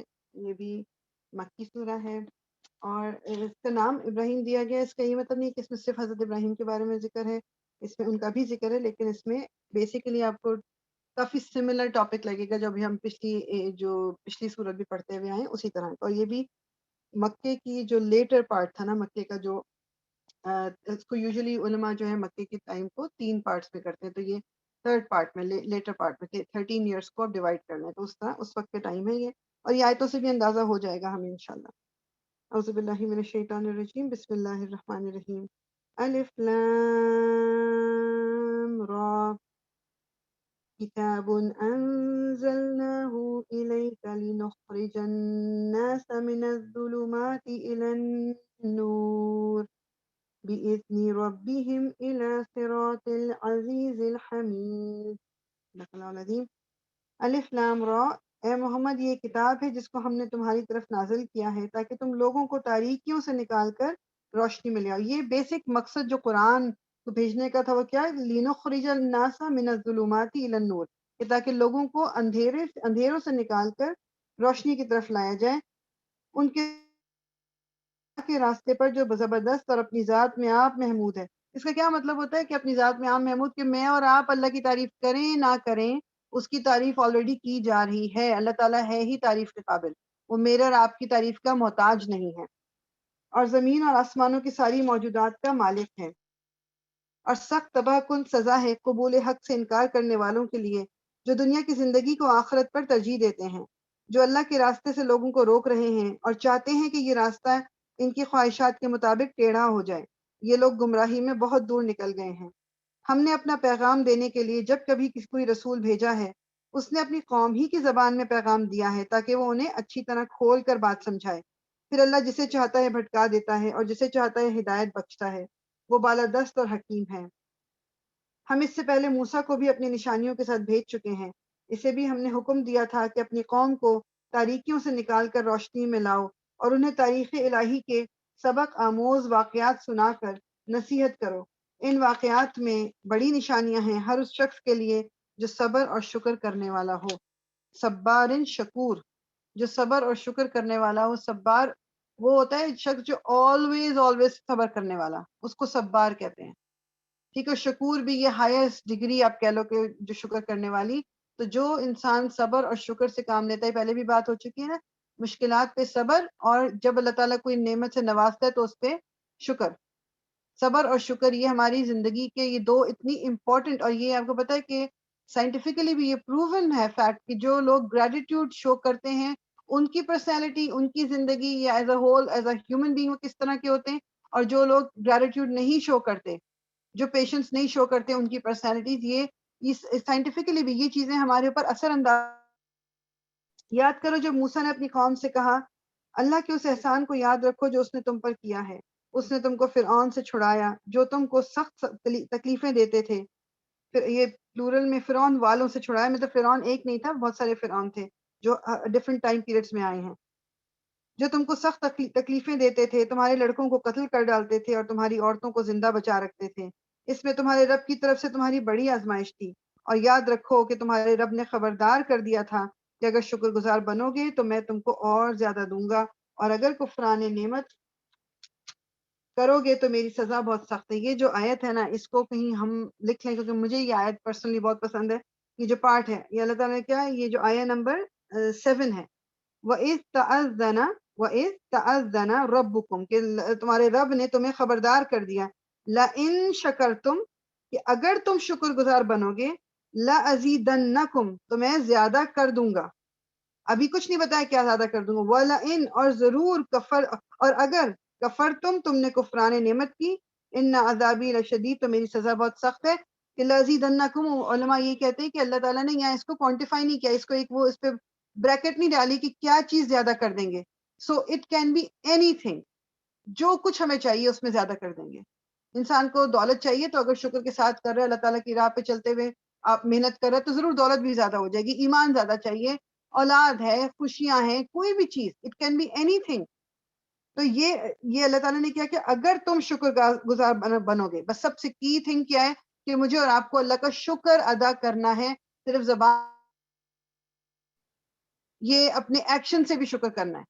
اور سب سے بیسٹ اللہ تعالیٰ کا جو ایکشن سے شکر کرنا ہے وہ یہ ہے کہ جو اللہ تعالیٰ نے مجھے نعمتیں دی ہیں وہ میں اس کو اس کے بتائے ہوئے طریقے کے مطابق استعمال کروں. یہ میرا شکر ہے اللہ تعالیٰ کے لیے. منہ سے چاہے جتنی دفعہ میں الحمدللہ الحمدللہ الحمدللہ کہتی رہوں، لیکن اگر میرے ایکشن اس کے اگینسٹ ہیں، دیٹ مینس کہ میں شکر گزار بندہ نہیں ہوں. اللہ تعالیٰ جو کہہ رہے ہیں لَإِن شَكَرْتُمْ لَأَزِيدَنَّكُمْ، بس اس کو یاد رکھنا ہے. تم شکر گزار بنو گے میں اور دوں گا، شکر گزار اور کرو گے اور شکر میں اور دوں گا. لیکن اگر کفران نعمت کیا، اگر کفر کی طرف گئے، یعنی کہ میری نعمت جو میں نے تمہیں دی ہے اگر اس کا کفر کرو گے، اس سے انکار کرو گے، اس کا مس یوز کرو گے، تو پھر ان عذابی لشدید، تو میرا عذاب بہت سخت ہے. اور موسیٰ نے کہا کہ اگر تم کفر کرو اور زمین کے سارے رہنے والے بھی کافر ہو جائیں تو اللہ بے نیاز اور اپنی ذات میں آپ محمود ہے. کیا تمہیں ان قوموں کے حالات نہیں پہنچے جو تم سے پہلے گزر چکی ہیں؟ قوم نوح، عاد، سمود اور ان کے بعد آنے والی بہت سی قومیں جن کا شمار اللہ ہی کو معلوم ہے. ان کے رسول ان کے پاس صاف صاف باتیں اور کھلی کھلی نشانیاں لیے ہوئے آئے تو انہوں نے اپنے منہ میں ہاتھ دبا لیے اور کہا جس پیغام کے ساتھ تم بھیجے گئے ہو ہم اس کو نہیں مانتے، اور جس چیز کی تم ہمیں دعوت دیتے ہو اس کی طرف سے ہم سخت خلجان آمیز شک میں پڑے ہوئے ہیں. ان کے رسولوں نے کہا کیا خدا کے بارے میں شک ہے جو آسمانوں اور زمین کا خالق ہے؟ وہ تمہیں بلا رہا ہے تاکہ تمہارے قصور معاف کرے اور تم کو ایک مدت مقرر تک مہلت دے. تم کچھ نہیں ہو مگر ویسے ہی انسان جیسے ہم ہیں. تم ہمیں ان ہستیوں کی بندگی سے روکنا چاہتے ہو جن کی بندگی باپ دادا سے ہوتی چلی آ رہی ہے. اچھا تو لاؤ کوئی صریح سند. ان کے رسولوں نے ان سے کہا واقعی ہم کچھ نہیں ہیں مگر تم ہی جیسے انسان، لیکن اللہ اپنے بندوں میں سے جس کو چاہتا ہے نوازتا ہے، اور یہ ہمارے اختیار میں نہیں ہے کہ تمہیں کوئی سند لا دیں. سند تو اللہ ہی کی اذن سے آ سکتی ہے، اور اللہ ہی پر اہل ایمان کو بھروسہ کرنا چاہیے. اور ہم کیوں نہ اللہ پر بھروسہ کریں جبکہ ہماری زندگی کی راہوں میں اس نے ہماری رہنمائی کی ہے. جو اذیتیں تم لوگ ہمیں دے رہے ہو ان پر ہم صبر کریں گے، اور بھروسہ کرنے والوں کا بھروسہ اللہ ہی پر ہونا چاہیے. آخرکار منکرین نے اپنے رسولوں سے کہہ دیا کہ یا تو تمہیں ہماری ملت میں واپس آنا ہوگا، ورنہ ہم تمہیں اپنے ملک سے وہی بھیجی کہ ہم ان ظالموں کو ہلاک کر دیں گے اور اس کے بعد تمہیں زمین میں آباد کریں گے. یہ انعام ہے اس کا جو میرے حضور جواب دہی کا خوف رکھتا ہو اور میری وعید سے ڈرتا ہو۔ انہوں نے فیصلہ چاہا تھا تو یوں ان کا فیصلہ ہوا اور ہر جبار دشمن حق کو منہ کی کھانی پڑی۔ پھر اس کے بعد آگے اس کے لیے جہنم ہے، وہاں اسے کچ لہو کا سا پانی پینے کو دیا جائے گا جسے وہ زبردستی حلق سے اتارنے کی کوشش کرے گا اور مشکل ہی سے اتار سکے گا۔ موت ہر طرف سے اس پر چھائی رہے گی مگر وہ مرنے نہ پائے گا، اور آگے ایک سخت عذاب اس کی جان کا لاگو رہے گا۔ اللہ تعالیٰ ہمیں ان لوگوں میں شامل نہ فرمائے، آمین یا رب العالمین۔ جن لوگوں نے اپنے رب سے کفر کیا ہے ان کے اعمال کی مثال اس راکھ کی سی ہے جسے ایک طوفانی دن کی آندھی نے اڑا دیا ہو۔ وہ اپنے کیے کا اب کچھ بھی پھل نہ پا سکیں گے۔ یہی پرلے درجے کی گمگشتگی ہے۔ کیا تم دیکھتے نہیں ہو کہ اللہ نے آسمان و زمین کی تخلیق کو حق پر قائم کیا ہے؟ وہ چاہے تو تم لوگوں کو لے جائے اور ایک نئی خلقت تمہاری جگہ لے آئے۔ ایسا کرنا اس پر کچھ بھی دشوار نہیں ہے۔ اور یہ لوگ جب اکٹھے اللہ کے سامنے بے نقاب ہوں گے تو اس وقت ان میں سے جو دنیا میں کمزور تھے وہ ان لوگوں سے جو بڑے بنے ہوئے تھے کہیں گے دنیا میں ہم تمہارے تابع تھے، اب کیا تم اللہ کے عذاب سے ہم کو بچانے کے لیے بھی کچھ کر سکتے ہو؟ وہ جواب دیں گے اگر اللہ نے ہمیں نجات کی کوئی راہ دکھائی ہوتی تو ہم ضرور تمہیں بھی دکھا دیتے۔ اب تو یکساں ہیں خواہ ہم جزا فضا کریں یا صبر، یعنی کہ چاہے اب ہم شور مچائیں یا اب ہم جو ہیں وہ صبر کر لیں، بہرحال ہمارے بچنے کی کوئی صورت نہیں۔ اور جب فیصلہ چکا دیا جائے گا تو شیطان کہے گا حقیقت یہ ہے کہ اللہ نے جو وعدے تم سے کیے تھے وہ سب سچے تھے، اور زمین اور میں نے جتنے وعدے کیے ہیں ان میں سے کوئی بھی پورا نہ کیا جائے گا۔ یہ شیطان اس دن خود ایڈمٹ کرے گا۔ یہ شیطان کو جو کہا گیا نا جگہ جگہ کہ عدو مبین، کہ تمہارا کھلا دشمن ہے، اس نے اللہ تعالیٰ سے وعدہ کیا ہوا ہے کہ وہ ہمیں بھٹکائے گا۔ تو جب کوئی غلط بات ہمارے دماغ میں آتی ہے فوراً اپنے آپ کو، مجھے اور آپ کو بتانا ہے کہ یہ شیطان کی طرف سے ہے۔ اور اس دن وہ شیطان کیا کہے گا کہ میں تو بری ہوں تم سے، میں نے تو تم سے کیا کہتے ہیں جتنے وعدے کیے تھے وہ تو سب جھوٹ تھے، میرا تم پر کوئی زور تو تھا نہیں، میں نے تو اس کے سوا کچھ نہیں کیا کہ اپنے راستے کی طرف تمہیں دعوت دی اور تم نے میری دعوت پر لبیک کہا۔ مطلب شیطان تو کہے گا کہ میں نے تو وسوسے دیے تھے، صرف جسے آ کے ہلکا سے کہہ دیا اور تم نے تو پورا کا پورا مان کے تم خود میرے پیچھے لگے تھے۔ اب مجھے ملامت نہ کرو، اپنے آپ ہی کو ملامت کرو۔ یہاں نہ تو میں تمہاری فریاد رسی کر سکتا ہوں نہ تم میری۔ اس سے پہلے جو تم نے مجھے خدائی میں شریک بنا رکھا تھا میں اس سے بری ذمہ ہوں۔ ایسے ظالموں کے لیے تو دردناک سزا یقینی ہے۔ بخلاف اس کے جو لوگ دنیا میں ایمان لائے ہیں اور جنہوں نے نیک عمل کیے ہیں وہ ایسے باغوں میں داخل کیے جائیں گے۔ اچھا یہ نا یہ بات کو ایسی سن کے ہم نے گزار نہیں دینا کہ جو لوگ دنیا میں ایمان لائے اور جنہوں نے نیک عمل کیے، اللہ تعالیٰ نے یہ نہیں کہا کہ جو نیک مطلب جو بس نیک ہی عمل کرتے تھے یا کوئی جنہوں نے غلطیاں ہی نہیں کی کبھی کچھ، جنہوں نے نیک عمل کیے۔ اب وہ نیک عمل ہر انسان اپنے حساب سے کرتا ہے، کوشش کرتا ہے۔ اس سے بھی ظاہر ہوتا ہے کہ آپ کی کوشش اللہ تعالیٰ نے دیکھنی ہے کہ آپ کے نیک اعمال جو ہیں مطلب وہ آپ کو سچویشن کیا تھی، اس سچویشن کے مطابق آپ نے کیا کیا۔ آپ کے پاس کیپیسٹی زیادہ کی تھی اور آپ نے کم کیا، یا آپ کے پاس جتنی کیپیسٹی تھی آپ نے اتنا کیا یا اس سے بڑھ کر کیا، یہ سب کچھ اللہ تعالیٰ دیکھ رہے ہیں۔ وہ ایسے باغوں میں داخل کیے جائیں گے جن کے نیچے نہریں بہتی ہوں گی، وہاں وہ اپنے رب کے اذن سے ہمیشہ رہیں گے اور وہاں ان کا استقبال سلامتی کی مبارکباد سے ہوگا۔ کیا تم دیکھتے نہیں ہو کہ اللہ نے کلمہ طیبہ کو کس چیز سے مثال دی ہے؟ اس کی مثال ایسی ہے جیسے ایک اچھی ذات کا درخت جس کی جڑ زمین میں گہری جمی ہوئی ہے اور شاخیں آسمان تک پہنچی ہوئی ہیں، ہر آن وہ اپنے رب کے حکم سے اپنے پھل دے رہا ہے۔ یہ مثالیں اللہ اس لیے دیتا ہے کہ لوگ اس اچھا کلمہ طیبہ کیا ہے؟ ایک ایسا انسان جو نیکی کی طرف یعنی پاکیزہ بات کرنے والا انسان، یہ آپ قوم کے پوائنٹ آف ویو سے کر سکتے ہو، پوری امت کی بات بھی ہو سکتی ہے، ایک انڈیویجول بھی لے سکتا ہے کہ جو نیک راستے پر چل رہا ہے، یعنی جس نے اپنی جڑیں مضبوط کی ہوئی ہیں۔ ہم جب درخت دیکھتے ہیں بعض دفعہ آپ دیکھتے ہو کہ کتنے بڑے بڑے درخت ہیں سالوں سالوں سے چل رہے ہیں، ان کی جڑیں بہت مضبوط ہوتی ہیں اور اوپر بھی درخت جو ہے بہت اسٹرانگ ہوتا ہے اور وہ لمبا چوڑا ہوتا ہے۔ تو جب ہماری جڑیں ہم مضبوط کر لیں گے، صحیح بنیاد پر ہماری جڑیں ہوں گی، ہماری فاؤنڈیشن سٹرونگ ہوگی، ہمارا جو ایمان ہے وہ صحیح چیز پر ہوگا، تو پھر ہمارا بھی جو درخت جو ہمارا یعنی کہ کہہ لیں کہ جو ہمارے ایکشنز ہوں گے وہ بھی کلمہ طیبہ والے، یعنی وہ پاک ایکشنز ہوں گے، وہ صحیح ایکشنز ہوں گے، وہ پھر ہمارے اندر اسٹرینگتھ ہوگی۔ لیکن جب بیسس ہی ہماری غلط ہوگی تو پھر ہمارے اوپر بھی غلط ہی رہے گا سارا، پھر وہ اس طرح کی بات ہوگی جو آگے اللہ تعالیٰ اگزامپل دے رہے ہیں کہ وہ پھر ہر تیز ہوا کے ساتھ ادھر سے ادھر جھولتا رہتا ہے انسان، جدھر زیادہ آرام ملا اس طرف چل پڑا۔ تو مجھے اور آپ کو کلمہ طیبہ پہنچ تک کی طرح بننا ہے، کہ جو انسان جس کی جڑیں مضبوط ہیں.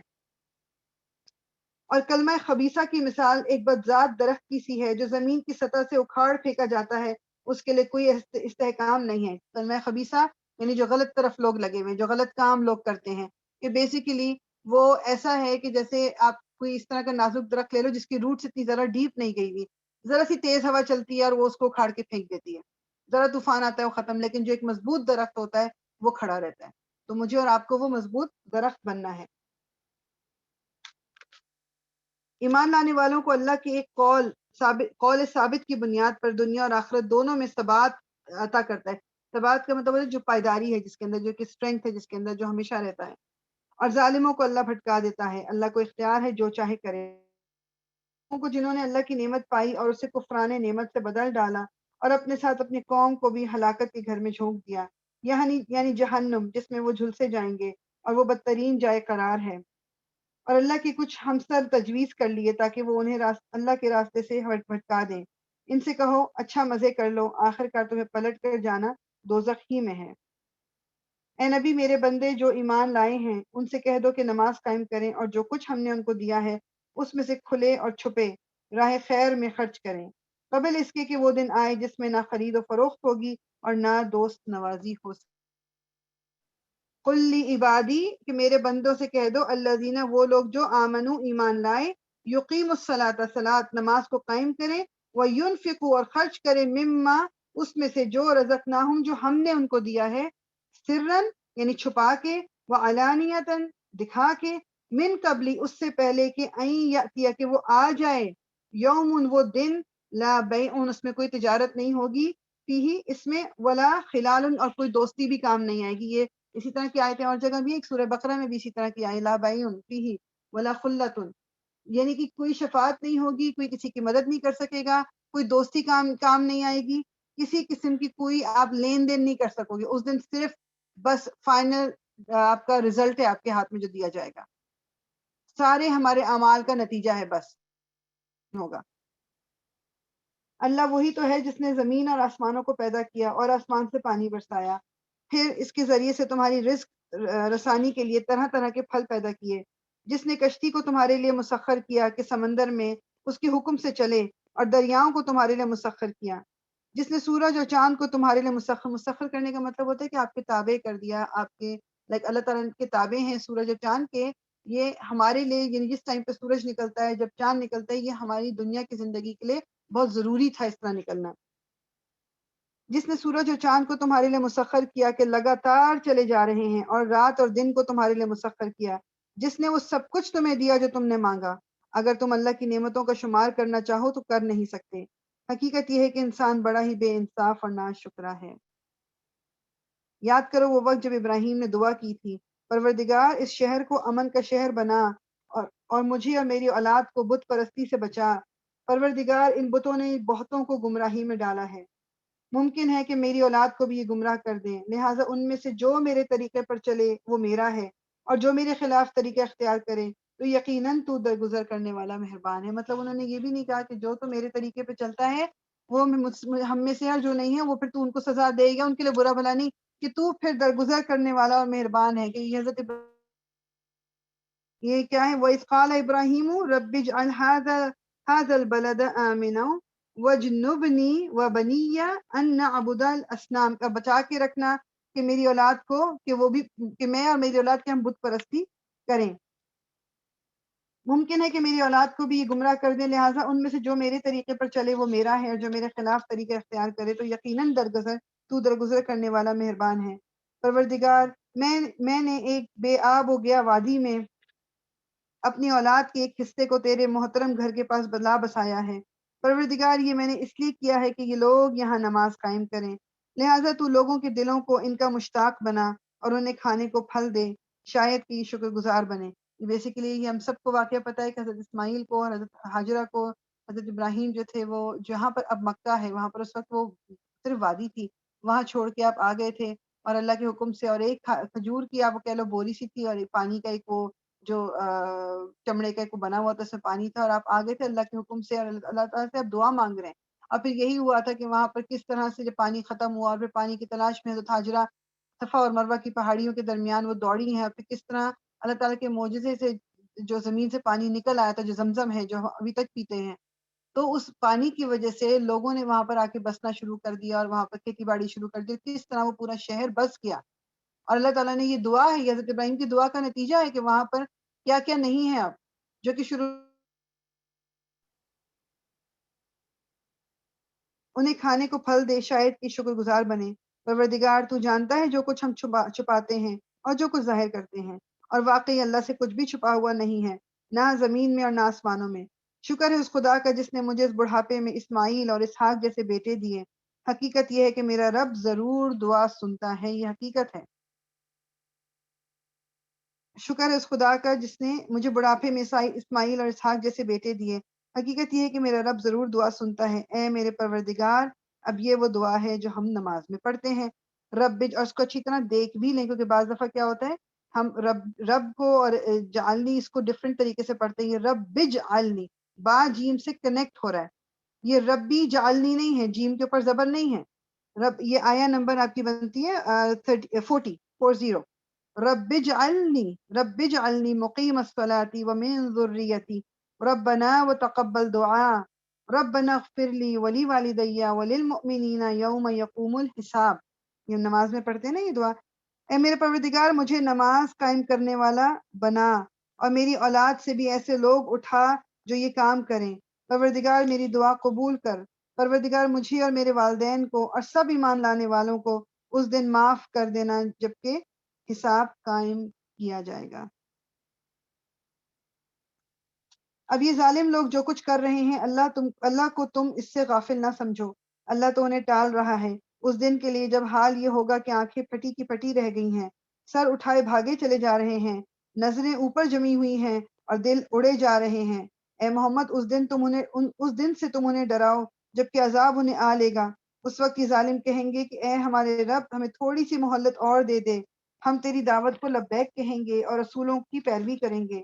مگر انہیں صاف جواب دے دیا جائے گا کہ کیا تم لوگ وہی نہیں ہو جو اس سے پہلے قسمیں کھا کھا کر کہتے تھے کہ ہم پر تو کبھی زوال آنا ہی نہیں، حالانکہ تم ان قوموں کی بستیوں میں بس چکے تھے جنہوں نے اپنے اوپر ظلم کیا تھا، اور دیکھ چکے تھے کہ ہم نے ان کے ساتھ کیا سلوک کیا، اور ان کی مثالیں دے دے کر ہم نے تمہیں سمجھا بھی چکے تھے۔ انہوں نے اپنی ساری چالیں چل دیکھی، مگر ان کی ہر چال کا توڑ اللہ کے پاس تھا، اگرچہ ان کی چالیں ایسی غضب کی تھیں کہ پہاڑ ان سے ٹل جائیں۔ پس اے نبی، تم ہرگز یہ گمان نہ کرو کہ اللہ کبھی اپنے رسولوں سے کیے ہوئے وعدوں کے خلاف کرے گا۔ اللہ زبردست ہے اور انتقام لینے والا ہے۔ ڈراؤ انہیں اس دن سے جبکہ زمین اور آسمان بدل کر کچھ سے کچھ کر دیے جائیں گے، اور سب کے سب اللہ واحد قہار کے سامنے بے نقاب حاضر ہو جائیں گے۔ اس روز تم مجرموں کو دیکھو گے کہ زنجیروں میں ہاتھ پاؤں جکڑے ہوں گے، تارکول کے لباس پہنے ہوں گے۔ تارکول جس کو نہیں پتا ہو کہ جس سے جو روڈ پہ وہ بلیک والی اب چیز دیکھتے ہیں نا، یہ وہ جو گرم گرم یہ وہ تارکول ہوتا ہے۔ اللہ تعالیٰ ہمیں محفوظ رکھے۔ زنجیروں میں ہاتھ پاؤں جکڑے ہوں گے، تارکول کے لباس پہنے ہوئے ہوں گے، اور آگ کے شعلے ان کے چہروں پر چھائے جا رہے ہوں گے۔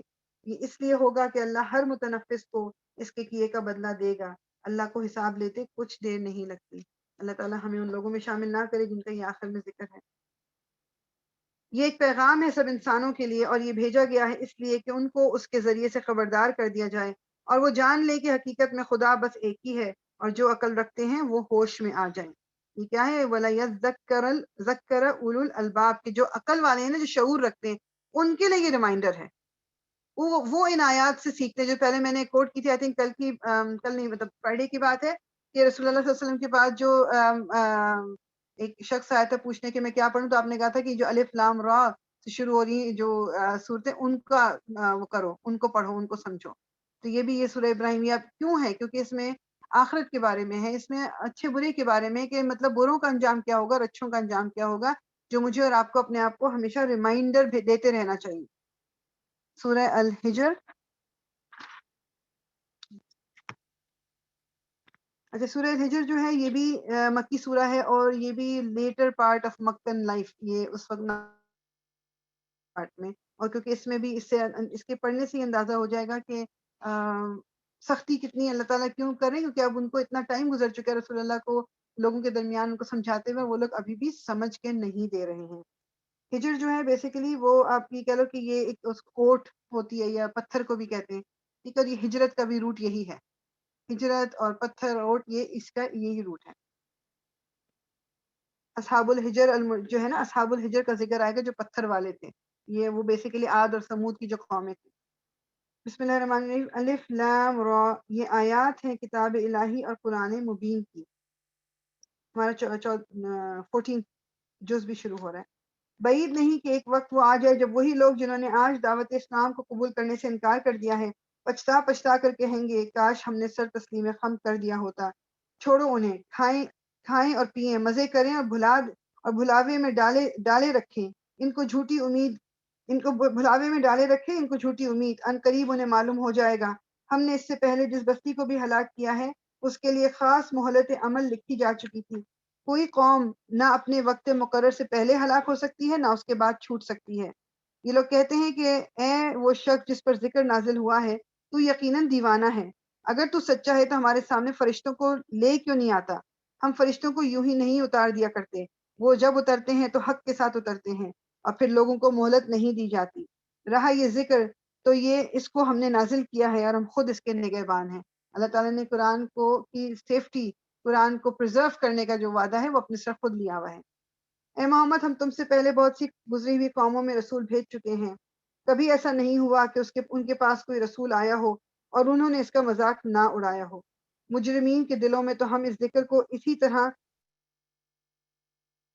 وہ اس پر ایمان نہیں لایا کرتے۔ بیسیکلی مطلب کیا ہے کہ جس انسان کو جو قرآن کو قبول نہیں کرتا، یعنی جس کو کہیں شک و شبہ ہے، it can be anyone, یہ نان مسلم اور مسلم دونوں ہو سکتے ہیں، کہ جن کے دل میں شک شبہ آ گیا ہے یا جو قرآن سے جڑتے ہی نہیں ہیں، اس کو کھولتے ہی نہیں ہیں کہ ان کو کچھ پتہ چلے، تو جب ان کو قرآن کی کوئی بات بتائی جاتی ہے، قرآن کی کوئی آیت پڑھی جاتی ہے، اللہ تعالیٰ کا کوئی حکم بتایا جاتا ہے، تو ایسا لگتا ہے کہ جس سینے میں کسی نے ان کی کوئی صلاح گھسیڑ دی ہے، مطلب اتنی تکلیف ان کو ہوتی ہے، وہ چاہتے ہیں کہ ٹاپک چینج ہو جائے، ان کو یہ باتیں نہ سنائی جائیں، ان کے لگتا ہے کہ جیسے پتہ نہیں بوجھ ہو گیا دل کے اوپر۔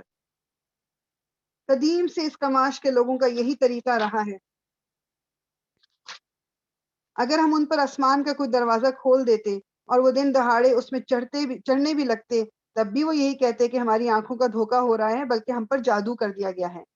یہ ہماری کار فرمائی ہے کہ آسمان میں ہم نے بہت سے مضبوط قلعے بنائے، ان کو دیکھنے والوں کے لیے شیطان مردود سے ان کو محفوظ کر دیا، کوئی شیطان ان میں راہ نہیں پا سکتا الا یہ کہ کچھ سن گن لے لے۔ یعنی جو بیسیکلی وہ شیطانوں کا وہ ہے نا کہ جس طرح بعض لوگ کہتے ہیں کہ اچھا جی یہ پیر فقیر کو یہ پتا وہ اللہ تعالیٰ کہہ رہے ہیں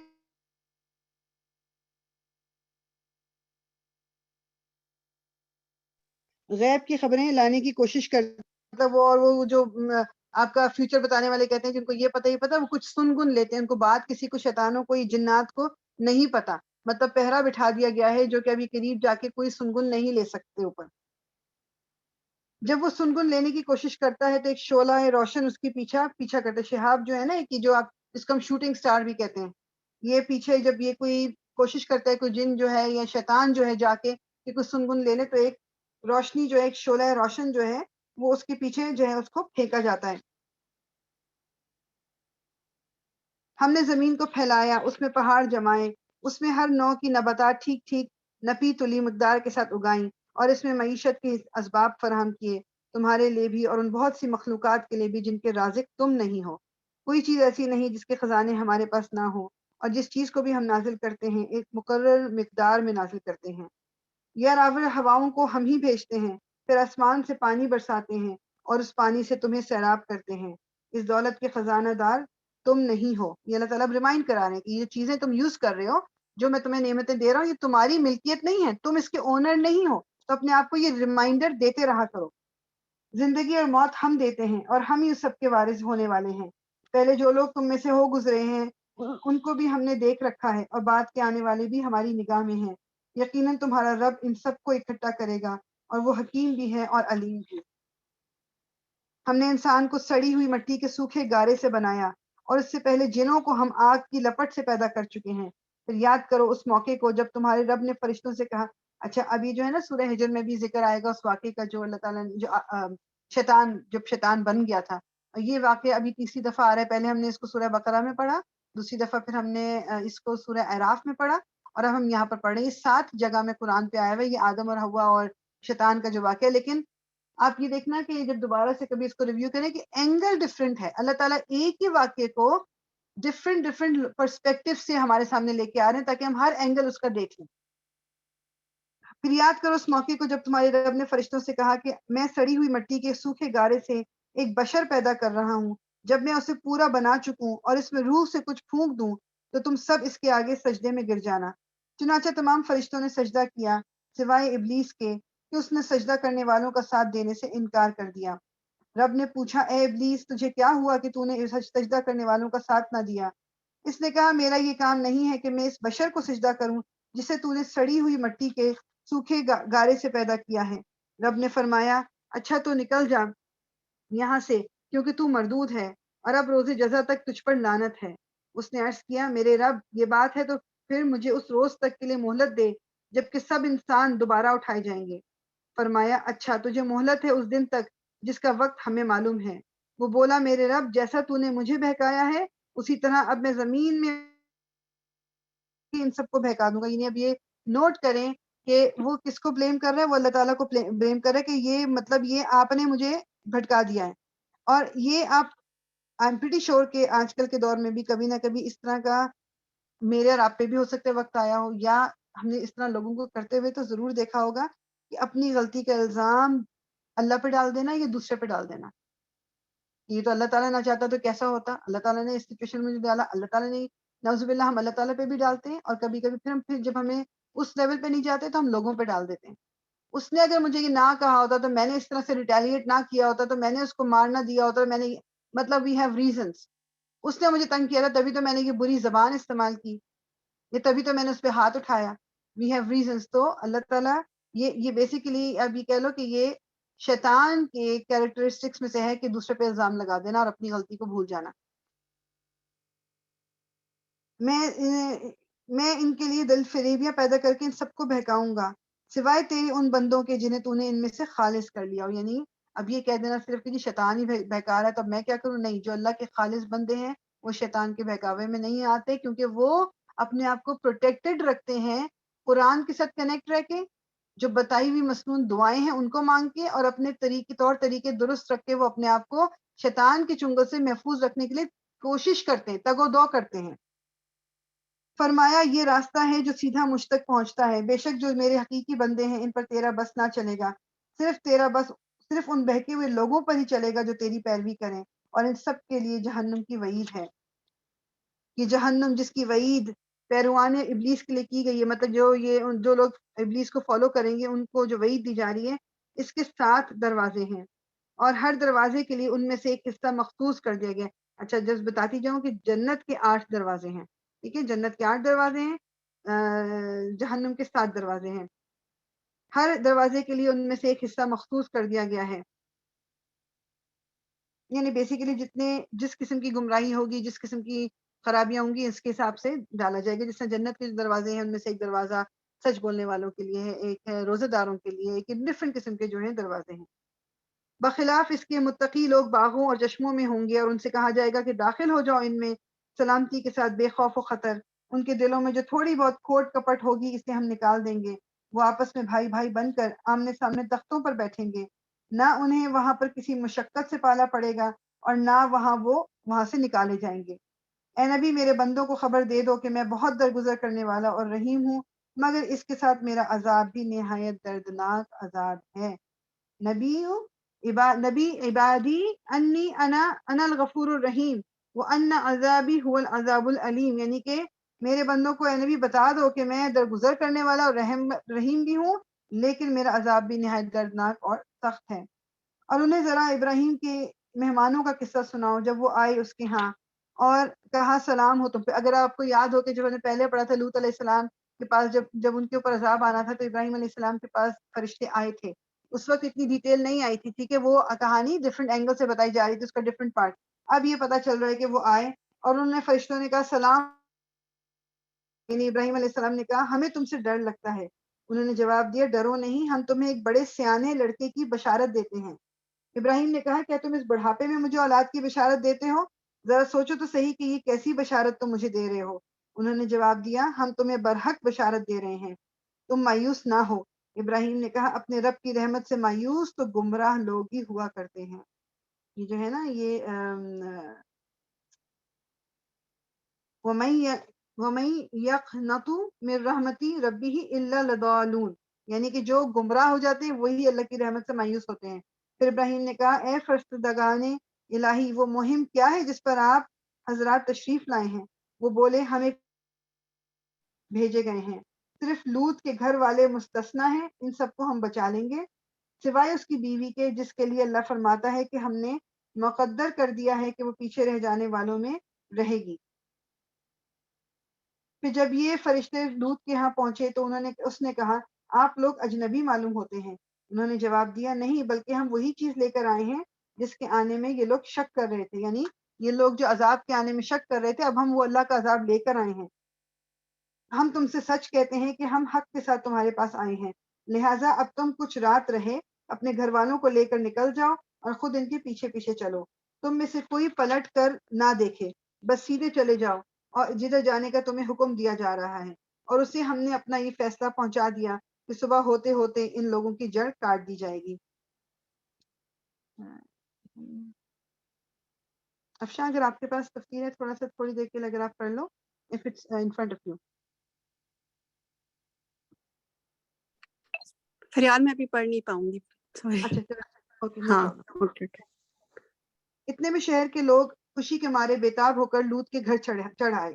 لوط نے کہا کہ بھائیوں یہ میرے مہمان ہیں، میری فضیحت نہ کرو، یعنی کہ یہ ہم پہلے پڑھ چکے ہیں یہ کہ کس طرح وہ لوگ جو تھے جو فرشتے تھے وہ اللہ تعالیٰ نے خوبصورت نوجوانوں کی شکل میں بھیجے تھے تاکہ لوگوں کی ایک آزمائش تھی بیسیکلی، وہ سارے کے سارے وہ لوگ جو تھے حضرت لوط کے گھر کے باہر آ گئے، کیونکہ یہ پہلے آپ کو اگر یاد ہو لوط علیہ السلام یہ جو گے جو کانسیپٹ تھا یہ پہلی دفعہ، یہ جو آدمی اور آدمی میں انٹرسٹ، یہ اس وقت کی بات ہے، تو ان کو یہ فرشتے جو تھے بہت اٹریکٹیو لگے، وہ ان کے پیچھے پیچھے آ گئے۔ تو انہوں نے کیا کہا کہ یہ میرے مہمان ہیں، میری فضیحت نہ کرو، اللہ سے ڈرو، مجھے رسوا نہ کرو۔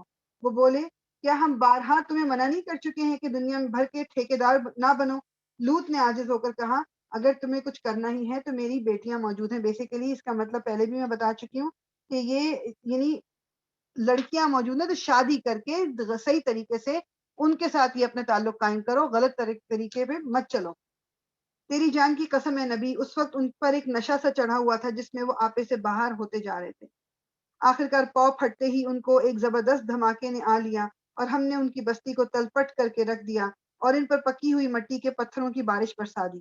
اس واقعے میں بڑی نشانیاں ہیں ان لوگوں کے لیے جو صاحب فراز تھے، یعنی جو لوگ عقل رکھتے ہیں ان کے لیے اس میں بہت نشانیاں۔ اور پھر جب لوگ کہتے ہیں، جب اپنے مسلمان ہمارا یوتھ اور ایون ہمارے بڑے جو بھی کہتے ہیں کہ یہ ان کی اپنی وہ مطلب اس میں کیا بات ہے، کوئی بات نہیں، ہو سکتا ہے کہ وہ اسی طرح کے ہوں، یہ جو گے لیسبین اور یہ ٹرانسجینڈر وٹ ایور جو L B G T Q پی جو بھی جتنے بھی نام ہیں، تو جب یہ کہا جاتا ہے تو کہنے کا مقصد یہ کہ اللہ تعالیٰ کی نظر میں یہ ایکسیپٹیبل نہیں ہے، بس مجھے اور آپ کو اتنا پتا ہونا چاہیے۔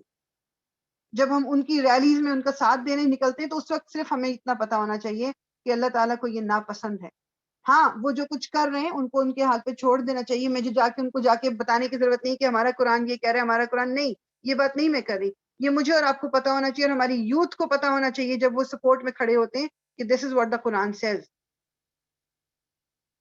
اس واقعے میں بڑی نشانیاں ان لوگوں کے لیے جو صاحب فراز تھے، اور وہ علاقہ جہاں یہ واقعہ پیش آیا تھا گزرگاہ عام پر واقع ہے، اس میں سامان عبرت ہے ان لوگوں کے لیے جو صاحب ایمان ہے۔ یعنی گزرگاہ عام یعنی وہ علاقہ جہاں پر یہ عذاب لوط علیہ السلام کی قوم پہ آیا تھا، وہ عام مطلب لوگ وہاں پر جاتے آتے ہیں، جس طرح میں نے بتایا کہ یہ ڈیڈ سی والا علاقہ ہے، وہاں پر تو انہوں نے ٹورسٹ ڈیسٹینیشن بن گئی ہے، وہ لوگ وہاں پر جا کے دیکھتے ہیں۔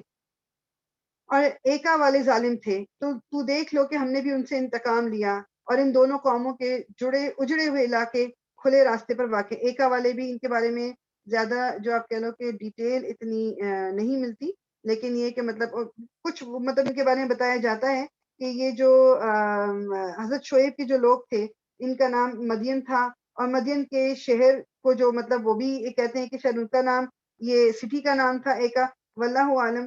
وہ یعنی بیسیکلی یہ وہی والا علاقہ تھا جہاں شعیب علیہ السلام کو بھیجا گیا تھا۔ ہجر کے لوگ بھی رسولوں کی تکذیب کر چکے ہیں۔ ہجر اب یہ نام آ گیا، ہجر جو ہے پتھروں کی بات ہے، یہ قوم سمود کا ہجر جو تھا، قوم سمود کا یہ مرکزی آپ کہہ لیں گے شہر کی بھی بات آ رہی ہے، اس کے وہ کہتے ہیں کہ مدینہ کے قریب اس کے جو روئنز ہیں نا وہ ملے ہیں۔ ہجر کے لوگ بھی رسولوں کی تکذیب کر چکے ہیں، ہم نے اپنی آیات ان کے پاس بھیجی، اپنی نشانیاں ان کو دکھائیں، مگر وہ ان سب کو نظر اندازی ہی کرتے رہے۔ وہ پہاڑ تراش تراش کر مکان بناتے تھے اور اپنی جگہ بالکل بے خوف اور مطمئن تھے۔ آخرکار ایک زبردست دھماکے نے ان کو صبح ہوتے آ لیا اور ان کی کمائی ان کے کچھ کام نہ آئی۔ ہم نے زمین اور آسمان کو اور ان کی سب موجودات کو حق کے سوا کسی اور بنیاد پر خلق نہیں کیا ہے، اور فیصلے کی گھڑی یقیناً آنے والی ہے۔ بس اے محمد تم ان لوگوں کی بےہودگیوں پر شریفانہ درگزر سے کام لو، یقیناً تمہارا رب سب کا مذاق، سب کا خالق جانتا ہے۔ ہم نے تم کو 7 ایسی آیتیں دے رکھی ہیں جو بار بار دہرائی جانے والی، یہ اکارڈنگ ٹو علماء، یہ والی جو آیت ہے نا، آیت نمبر 87، یہ بیسیکلی سورہ فاتحہ کے بارے میں بات ہو رہی ہے۔ وَلَقَدْ آتَيْنَاكَ سَبْعًا مِّنَ الْمَثَانِي وَالْقُرْآنِ الْعَظِيمِ، کہ اس کو قرآن العظیم بھی کہا گیا اس سورہ کو، اور اس سے وہ کہتے ہیں علماء کہ اور پتہ چلتا ہے کہ سبع کا مطلب 7 ہوتا ہے، اس لیے اس کی 7 آیتیں ہیں، اور یہ پوری کی پوری سورہ ایک ساتھ ہی نازل ہوئی تھی، اور یہ اس بار بار پڑھی جانے والی، یہ جو ہے نا مثانی کا مطلب ہوتا ہے بار بار دہرائی جانے والی۔ تو یہ سورہ فاتحہ کے بارے میں ذکر ہے آیت نمبر 87 میں، جو بار بار دہرائی جانے کے لائق ہے، اور تمہیں قرآن عظیم عطا کیا، تم اس متاع زندگی کی دنیا کی طرف، تم اس متاع دنیا کی طرف آنکھ اٹھا کر نہ دیکھو جو ہم نے ان میں سے مختلف قسم کے لوگوں کو دے رکھی ہے، اور نہ ان کے حال پر اپنا دل کڑھاؤ، انہیں چھوڑ کر ایمان لانے والوں کی طرف جھکو، اور نہ ماننے والوں سے کہہ دو کہ میں تو صرف صاف صاف تنبیہ کرنے والا ہوں۔ یہ اسی طرح کی تنبیہ ہے جیسی ہم نے ان تفرقہ پروازوں کی طرف بھیجی تھی جنہوں نے اپنے قرآن کو ٹکڑے ٹکڑے کر ڈالا تھا۔ ٹکڑے ٹکڑے کرنے کا مطلب کیا ہے؟ کہ قرآن کے ایک حصے کو پہ مان لیا، ایک حصے کو نہیں مانا، ایک حصے کو چینج کر دیا، وقت کے حساب سے کوٹ کر دی، جس طرح ہمارے یہاں بھی ہوتا ہے۔ قرآن کے کچھ حصے پہ ہم بلیو کرتے ہیں، یعنی کہنے کا مطلب ہے کہ ویسے تو ہم قرآن پہ بلیو کرتے ہیں، لیکن اس کے کچھ احکامات کو ہم مان لیتے ہیں، کچھ احکامات کو ہم نہیں مانتے، اور پھر ہم یہ بھی کہتے ہیں کہ یہ احکامات تو ہے ہی نہیں۔ تو ٹکڑے ٹکڑے کرنے کا یہ بھی مقصد ہے، مطلب ہے۔ تو قسم ہے تیرے رب کی، ہم ضرور ان سب سے پوچھیں گے کہ تم کیا کرتے رہے۔ بس اے نبی جس چیز کا تمہیں، اچھا اس میں ایک چیز اور میں مینشن کر دوں کیونکہ یہ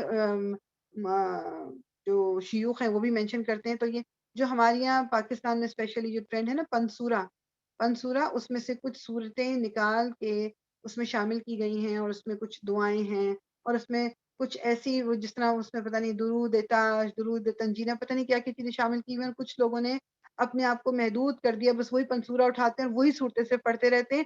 یہ بھی ٹکڑے ٹکڑے کرنے کے زمرے میں آتا ہے کہ آپ نے پک اینڈ چوز کر لیا۔ اب جیسے سورہ فاتحہ ہے وہ تو ہمیں پتہ ہے نماز میں بھی پڑھنی ہے، اس کی فضیلت اور بھی بیان ہوئی ہے، وہ ٹھیک۔ سورہ ملک کے بارے میں بھی ہمیں بتایا گیا کہ یہ آپ کو رات کو پڑھنے کی سنت سے ہمیں پتہ چلتا ہے، آیت الکرسی کے بارے میں پتہ چل گیا۔ کچھ صورتیں جس طرح سورہ بقرہ کے بارے میں ہے، سورہ آل عمران کے بارے میں ہے، لیکن پنسورے میں جو صورتیں شامل کی گئی ہیں، اگر ان پہ جیسے اب سورہ یاسین کا ہے، اس کے بارے میں یہ آتا ہے کہ اس کو اپنے جو ایک ملتی بھی ہے حدیث کہ اس کو اپنے مرنے والوں پہ پڑھو، میننگ اس کا وہ کہتے ہیں علماء یہ ہے کہ جب کسی کا آخری وقت آیا ہوا ہو تو اس وقت آپ یہ بیٹھ کے سورہ یاسین پڑھیں تاکہ اس کو یاد آئے، اس کو سمجھ آئے۔ اپنا وقت ہو سکتا ہے کہ اس کو دماغ میں آ جائے، وہ معافی مانگ لے، یا یہ اس لیے سورہ یاسین کا کہ یہ نہیں کہ جب ہمارے یہاں کیا ہے کہ سورہ یاسین کا ہم ختم کراتے ہیں، لوگ جو اس دنیا سے جا چکے ہیں ان کے نام لے کے ہم سورہ یاسین کا ایک جگہ بیٹھ کے جی اتنی دفعہ پڑھ لو، آڈ نمبر پڑھ لو یا 1.25 دفعہ پڑھ لو، ہم ختم دلاتے ہیں۔ یہ سب کچھ چیزیں ٹکڑے ٹکڑے کرنے کے زمرے میں آتی ہیں۔ جس چیز کے بارے میں کوئی قرآن اور سنت سے ہمیں نہیں ملتی کوئی اوتھینٹک چیز، ہم اس کو جو اگر کریں گے تو گناہ کمائیں گے۔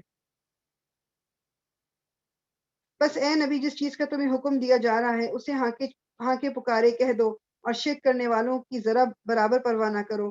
تمہاری طرف سے ہم ان مذاق اڑانے والوں کی خبر لینے کے لیے کافی ہیں جو اللہ کے ساتھ کسی اور کو بھی خدا قرار دیتے ہیں، ان قریب انہیں معلوم ہو جائے گا۔ ہمیں معلوم ہے کہ جو باتیں یہ لوگ تم پر بناتے ہیں ان سے تمہارے دل کو سخت کوفت ہوتی ہے۔ اس کا علاج یہ ہے کہ اپنے رب کی حمد کے ساتھ اس کی تسبیح کرو، اس کی جناب میں سجدہ بجا لاؤ، اور اس آخری گھڑی تک اپنے رب کی بندگی کرتے رہو جس کا آنا یقینی ہے۔ یہ ہماری سورہ ہجر جو ہے وہ ختم ہوئی، اب سورہ نحل شروع کریں گے۔ سورہ نحل جو ہے یہ اس کا نحل کا معنی ہوتا ہے چونٹی کا، تو اس میں بس ایک واقعے کے طور پہ یہ ورڈ آیا ہے، مطلب again it's not all about it.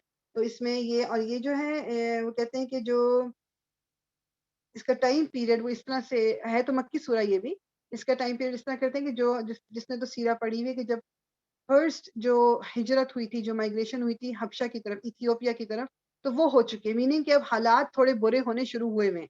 تو وہ والا ٹائم پیریڈ ہے کہ جب اس میں کیا کہتے ہیں جو یہ سورہ نازل ہو رہی ہے. اور اس میں وہ کہتے ہیں کہ یہ بھی پتہ چلتا ہے اس کے ٹائم اس کی کنفرم کرنے کو کہ مکہ میں نا ایک ٹائم آیا تھا کہ بہت برا قحط آیا تھا، ڈراؤٹ جو ہے اس کو وہ آیا تھا. اور لیکن وہ کہتے ہیں کہ جب اب یہ سورج جو ہے وہ تقریباً اس کے بعد ہے، یعنی کہ وہ قحط اب ختم ہو چکا ہے اور تب یہ سورہ نازل ہوئی ہے. تو اس سے بھی ان کو ٹائم فریم کا تھوڑا سا پتہ چل جاتا ہے. لیٹس اسٹارٹ انشاءاللہ. اعوذ باللہ من الشیطان الرجیم. بسم اللہ الرحمن الرحیم. آتى أمر الله فلا تستعجلوه سبحانه وتعالى عما يشركون. ينزل الملائكة بالروح من أمره على من يشاء من عباده أن أنذروا أنه لا إله إلا أنا فاتقون.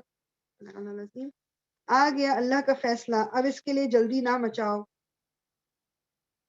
پاک ہے وہ اور بالا تر ہے اس شرک سے جو یہ لوگ کر رہے ہیں. وہ اس روح کو اپنے جس بندے پر چاہتا ہے اپنے حکم سے ملائکہ کے ذریعے نازل فرما دیتا ہے. مطلب اب یہ اگین جو بعض دفعہ جو وہ کہتے ہیں کہ روح نبوت، جس سے یعنی کلام یہ بیسیکلی اس وقت جو ہے یہ وحی کے اس میں بھی آ رہا ہے. جو ورڈ روح آیا ہے یہ وہ میری اور آپ کی جو روح ہے یہ اس کی بات نہیں ہو رہی، یہ بات ہو رہی ہے وحی کی، وحی کے اس میں آیا ہے یہ. وہ اس روح کو اپنے جس بندے پر چاہتا ہے اپنے حکم سے ملائکہ کے ذریعے نازل فرما دیتا ہے، اس ہدایت کے ساتھ کہ لوگوں کو آگاہ کر دو میرے سوا کوئی تمہارا معبود نہیں ہے، لہٰذا تم مجھی سے ڈرو. اس نے آسمان و زمین کو برحق پیدا کیا ہے، بہت بلند و بالا اور برتر اس شرک سے جو یہ لوگ کرتے ہیں. اس نے انسان کو ایک ذرا سی بوند سے پیدا کیا اور دیکھتے دیکھتے سریحن وہ ایک جھگڑالو ہستی بن گیا. اس نے جانور پیدا کیے جن میں تمہارے لیے پوشاک بھی ہے اور خوراک بھی. ابھی جانور جو ہمارے لیے ان کے ہم سکن کو یوز کر کے کپڑے بھی مطلب جیکٹس بھی بنتی ہیں اور کپڑے بھی بنتے ہیں، اون بھی ان سے ہم لیتے ہیں اور خوراک بھی، ان کو کھایا بھی جاتا ہے. ان میں سے جو حلال جانور ہیں اللہ تعالیٰ نے ان کو ہمارے لیے کھانے کے لیے بھی پیدا کیا. اور طرح طرح کے دوسرے فائدے بھی، مطلب کتنے فائدے ہیں جو ہم دیکھیں گے جانوروں سے. کچھ ان میں سے ایسے ہیں جن کی آپ رائڈ کرتے ہیں، ان کے اوپر سامان لاتے ہیں، وہ ہماری تجارت کے لیے بھی ہیلپ کرتے ہیں. آپ کہہ لو پالتو بھی ہیں کچھ جو ہماری کھیتی باڑی کے لیے بھی استعمال ہوتے ہیں. تو مختلف فائدے ہم ان سے اٹھاتے ہیں. ان میں تمہارے لیے جمال ہے جبکہ تم صبح انہیں چرنے کے لیے بھیجتے ہو اور جبکہ شام انہیں واپس لاتے ہو. جمال کا مطلب یہ ہے کہ یعنی یہ جو اسپیشلی اس زمانے میں بھی جو کھیتی باڑی کرتے تھے چونکہ ان کا کام ہی یہی تھا، تو مطلب جس کے پاس زیادہ ظاہری بات ہے کیٹل ہے، شیپ ہے، جو کچھ ہے، تو وہ اس کی عزت بھی زیادہ ہوتی تھی. جس طرح اب جس کے پاس ذرا بڑی گاڑی ہے، مہنگی گاڑی ہے، تو اس کو لوگ زیادہ عزت دیتے. تو اس وقت یہ جانوروں کا ہونا جو تھا وہ ایک عزت کی نشانی سمجھا جاتا تھا. جبکہ صبح تم انہیں چڑھنے کے لیے بھیجتے ہو، جبکہ شام انہیں واپس لاتے ہو، اور تمہارے لیے بوجھ ڈھو کر ایسے ایسے مقامات تک لے جاتے ہیں جہاں تم سخت جاں فشانی کے بغیر نہیں پہنچ سکتے. حقیقت یہ ہے کہ تمہارا رب بڑا ہی شفیق اور مہربان ہے. اس نے گھوڑے اور خچر اور گدھے پیدا کیے تاکہ تم ان پر سوار ہو اور وہ تمہاری زندگی کی رونق بنے.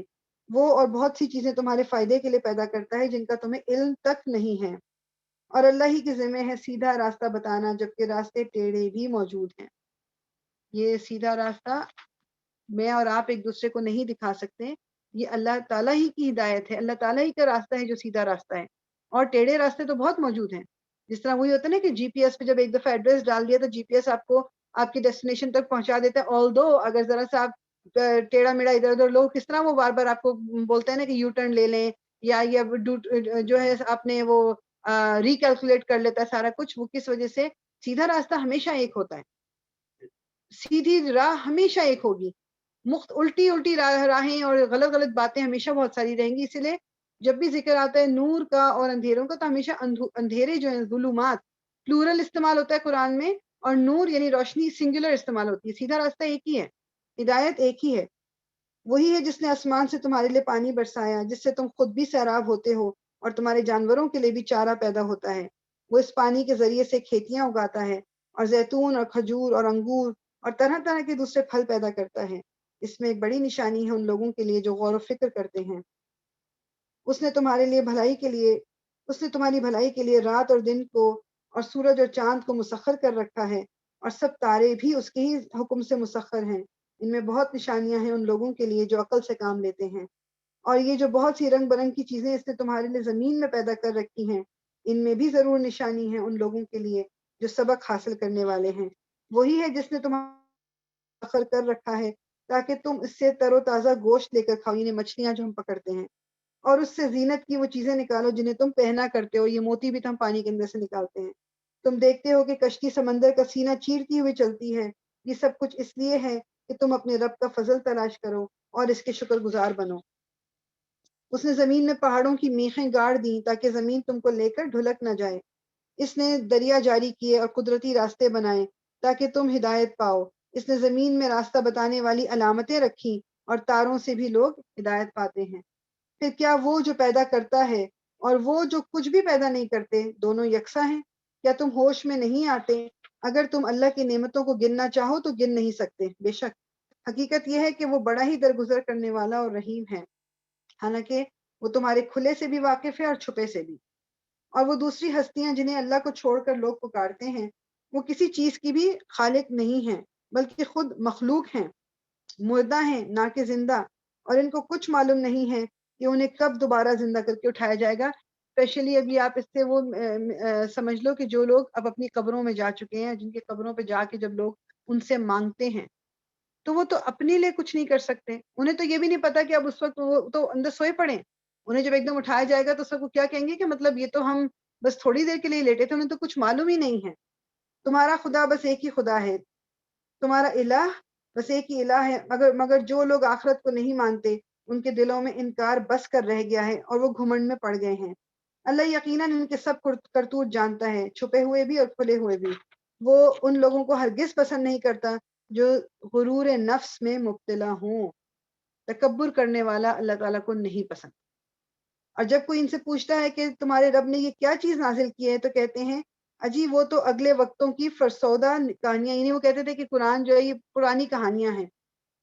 یہ باتیں وہ اس لیے کرتے ہیں کہ قیامت کے روز اپنے بوجھ بھی پورے اٹھائیں اور ساتھ ساتھ کچھ ان لوگوں کے بوجھ بھی سمیٹیں جنہیں یہ جہالت میں گمراہ کر رہے تھے۔ اپنی باتوں سے جن لوگوں کو یہ مس گائیڈ کر رہے تھے اس کا گناہ بھی اٹھائیں گے، اور اپنا گناہ تو اٹھانا ہی ہے۔ دیکھو کیسی سخت ذمہ داری ہے جو یہ اپنے سر لے رہے ہیں۔ ان سے پہلے بھی بہت سے لوگ حق کو نیچا دکھانے کے لیے ایسی ہی مکاریاں کر چکے ہیں، تو دیکھ لو کہ اللہ نے ان کے مکر کی عمارت جڑ سے اکھاڑ پھینکی اور اس کی چھت اوپر سے ان کے سر پر آ رہی، اور ایسے رخ سے ان پر عذاب آیا جدھر سے اس کے آنے کا ان کو گمان تک نہ تھا۔ پھر قیامت کے روز اللہ انہیں ذلیل و خوار کرے گا اور ان سے کہے گا بتاؤ اب کہاں ہیں تیرے وہ شریک، میرے وہ شریک جن کے لیے تم اہل حق سے جھگڑے کیا کرتے تھے۔ جن لوگوں کو دنیا میں علم حاصل تھا وہ کہیں گے آج رسوائی اور بدبختی ہے کافروں کے لیے، ہاں انہی کافروں کے لیے جو اپنے نفس پر ظلم کرتے ہوئے جب ملائکہ کے ہاتھوں گرفتار ہوتے ہیں تو سرکشی چھوڑ کر فوراً ڈگیں ڈال دیتے ہیں اور کہتے ہیں، یعنی جب ان کو موت کے فرشتے ان کے پاس آتے ہیں تو کیا کہتے ہیں، ہم تو کوئی قصور نہیں کر رہے تھے۔ ملائکہ جواب دیتے ہیں کہ کیسے نہیں کر رہے تھے، اللہ تمہارے کرتوتوں سے خوب واقف ہے۔ اب جاؤ جہنم کے دروازوں میں گھس جاؤ، وہیں تم کو ہمیشہ رہنا ہے۔ بس حقیقت یہ ہے کہ بڑا ہی برا ٹھکانہ ہے متکبروں کے لیے۔ دوسری طرف جب خدا ترس لوگوں سے پوچھا جاتا ہے کہ یہ کیا چیز ہے جو تمہارے رب کی طرف سے نازل ہوئی ہے تو وہ جواب دیتے ہیں کہ بہترین چیز اتری ہے۔ اس طرح کے نیکوکار لوگوں کے لیے اس دنیا میں بھی بھلائی ہے اور آخرت کا گھر تو ضرور ہی ان کے حق میں بہتر ہے۔ بڑا اچھا گھر ہے متقیوں کا، دائمی قیام کی جنتیں جن میں وہ داخل ہوں گے، نیچے نہریں بہہ رہی ہوں گی اور سب کچھ وہاں عین ان کی خواہش کے مطابق ہوگا۔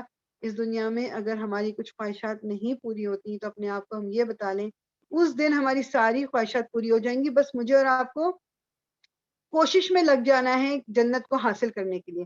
یہ کوششیں ہماری اللہ تعالیٰ دیکھتا ہے بس۔ یہ جزا دیتا ہے اللہ متقیوں کو، ان متقیوں کو جن کی روحیں پاکیزگی کی حالت میں جب ملائکہ قبض کرتے ہیں تو کہتے ہیں سلام ہو تم پر، جاؤ جنت میں اپنے اعمال کے بدلے۔ اے محمد اب جو یہ لوگ انتظار کر رہے ہیں تو اس کے سوا اب اور کیا باقی رہ گیا ہے کہ ملائکہ ہی آ پہنچیں یا تیرے رب کا فیصلہ صادر ہو جائے۔ اس طرح کی ڈھٹائی ان سے پہلے بہت سے لوگ کر چکے ہیں۔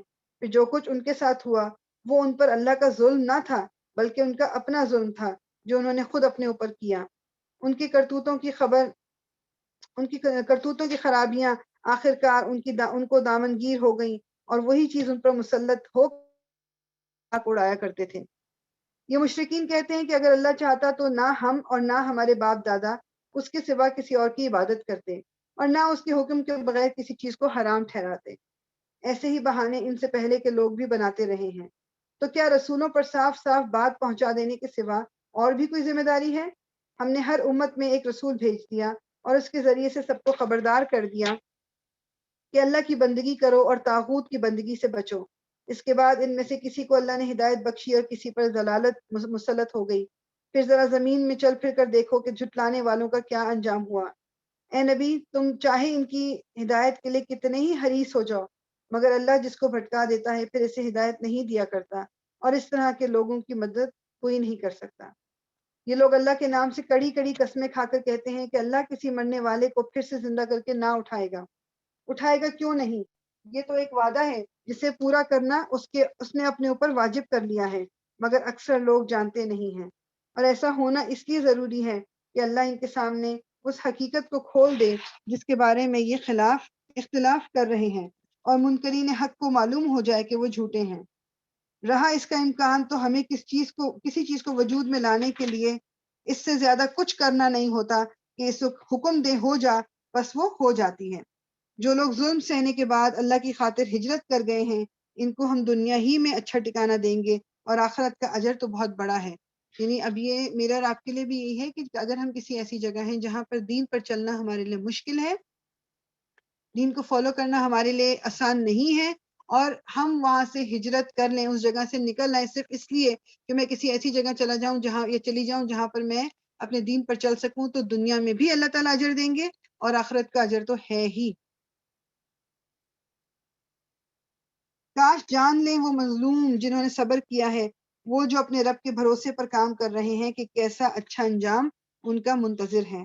اے محمد، ہم نے تم سے پہلے بھی جب کبھی رسول بھیجے ہیں آدمی ہی بھیجے ہیں جن کی طرف ہم اپنے پیغامات وحی کیا کرتے تھے۔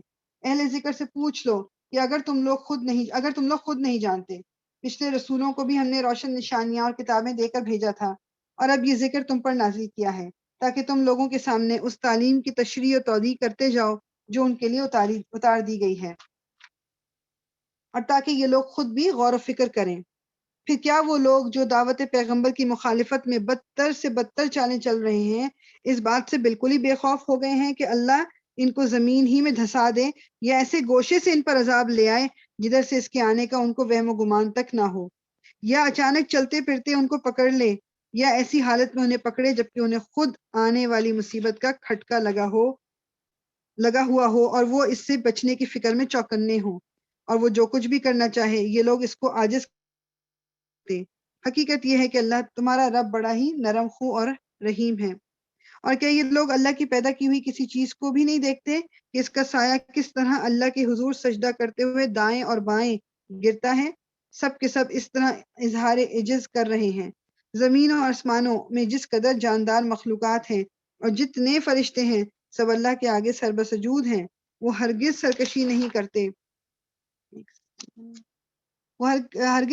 نہیں کرتے اور اپنے رب سے جو ان کے اوپر ہے ڈرتے ہیں، اور جو کچھ حکم دیا جاتا ہے اسی کے مطابق کام کرتے ہیں۔ اس والی پہ ہی ابھی سجدہ جو ہے نا میرے خیال میں اسی والی پہ، جی ہم پہلے سجدہ کر لیتے ہیں انشاءاللہ۔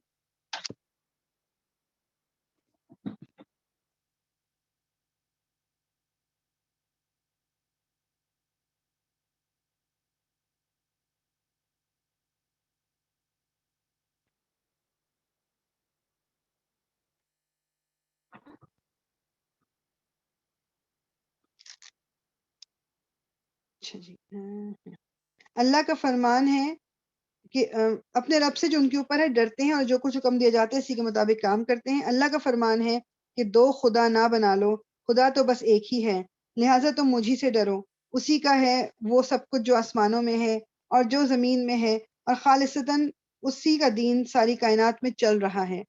پھر کیا اللہ کو چھوڑ کر تم کسی اور سے تقوی کرو گے؟ تقوی کا مطلب کیا ہے کہ جو یعنی اللہ کے علاوہ کی بات ہے. ٹھیک،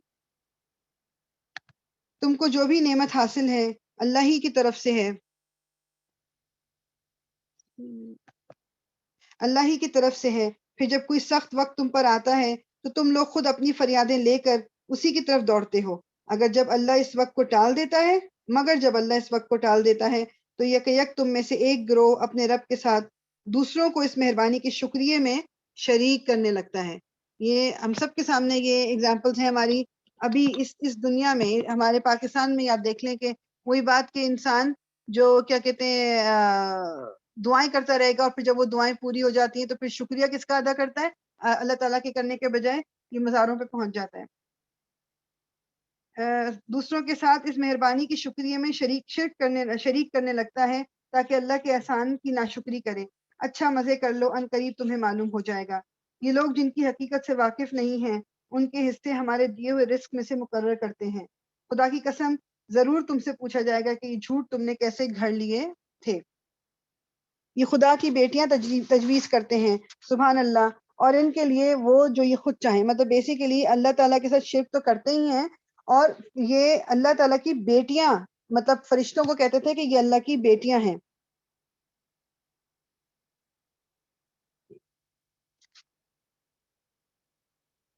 یہ اللہ کی بیٹیاں ہیں. تو اور خود جو تھے جب بیٹی کبھی ہو جاتی تھی تو ایک دم جو ہے نا، مطلب اس طرح لگتا تھا کہ ان کو کسی نے کوئی ابھی آئے گا یہ اور بھی قرآن میں کہ جیسے کسی نے ان کو ایک کوئی بہت ہی بری خبر سنا دی ہے.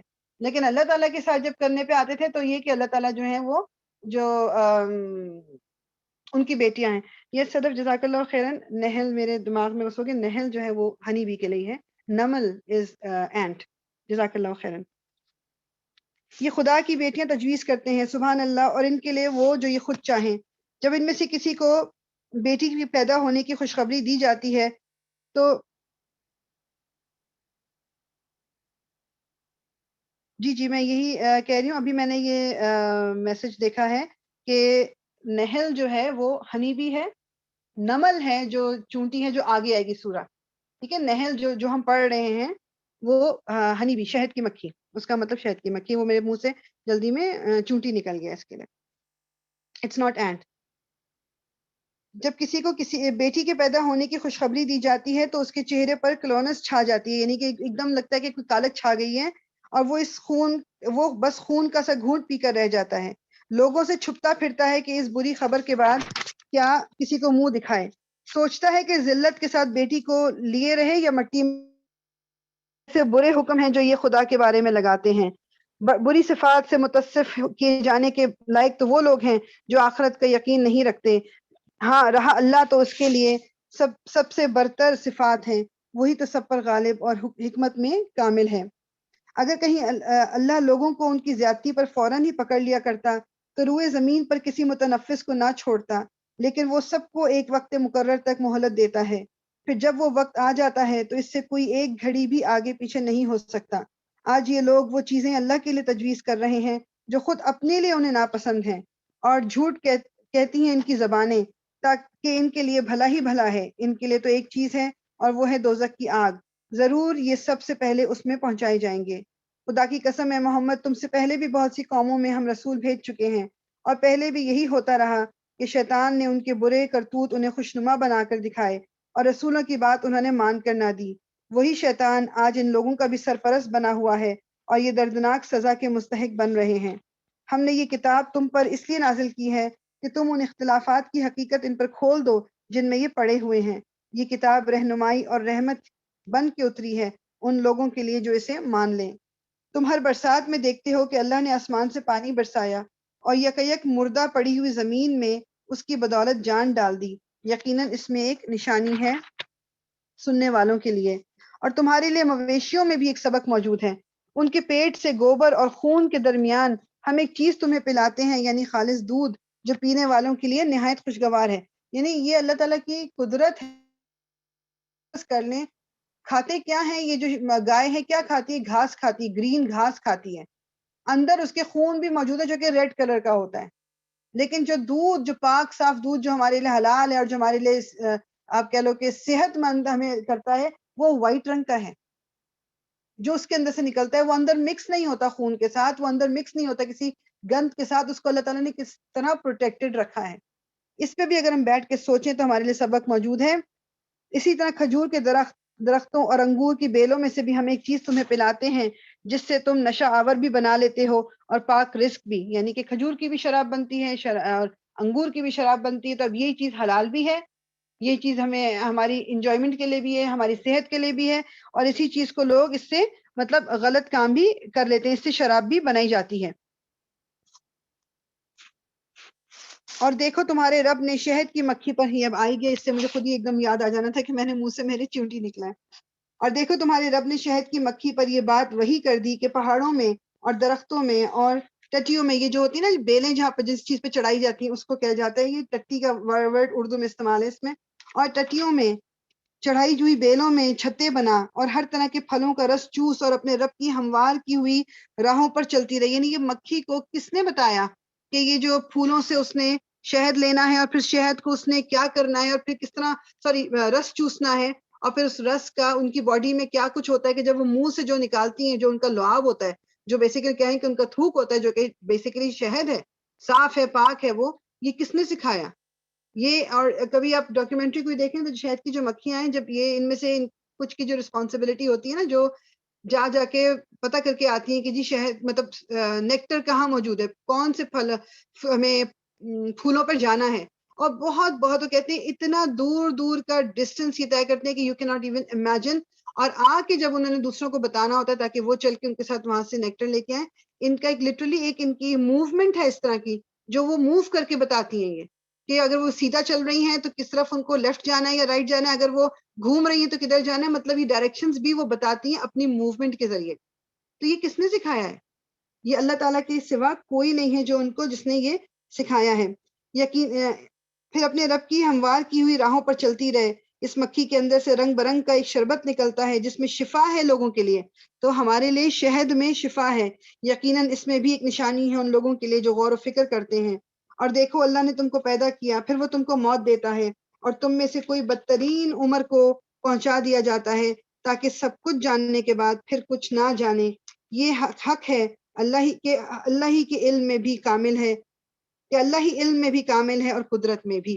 ہم اس کو یہیں پر انشاءاللہ اینڈ کریں گے. تو یہ ہمارا جناب آیا نمبر بن جاتی ہے 70 پہ ہم جو ہیں وہ ہم نے چھوڑا ہے انشاءاللہ. سبحانک اللہم و بحمدک نشہد ان لا الہ الا ونتوب الیک ربنا تقبل منا انک انت السمیع العلیم وتب علینا انک انت التواب الرحیم. الصلاۃ والسلام علی رسول اللہ، الحمد للہ رب العالمین. جزاک اللہ خیرا.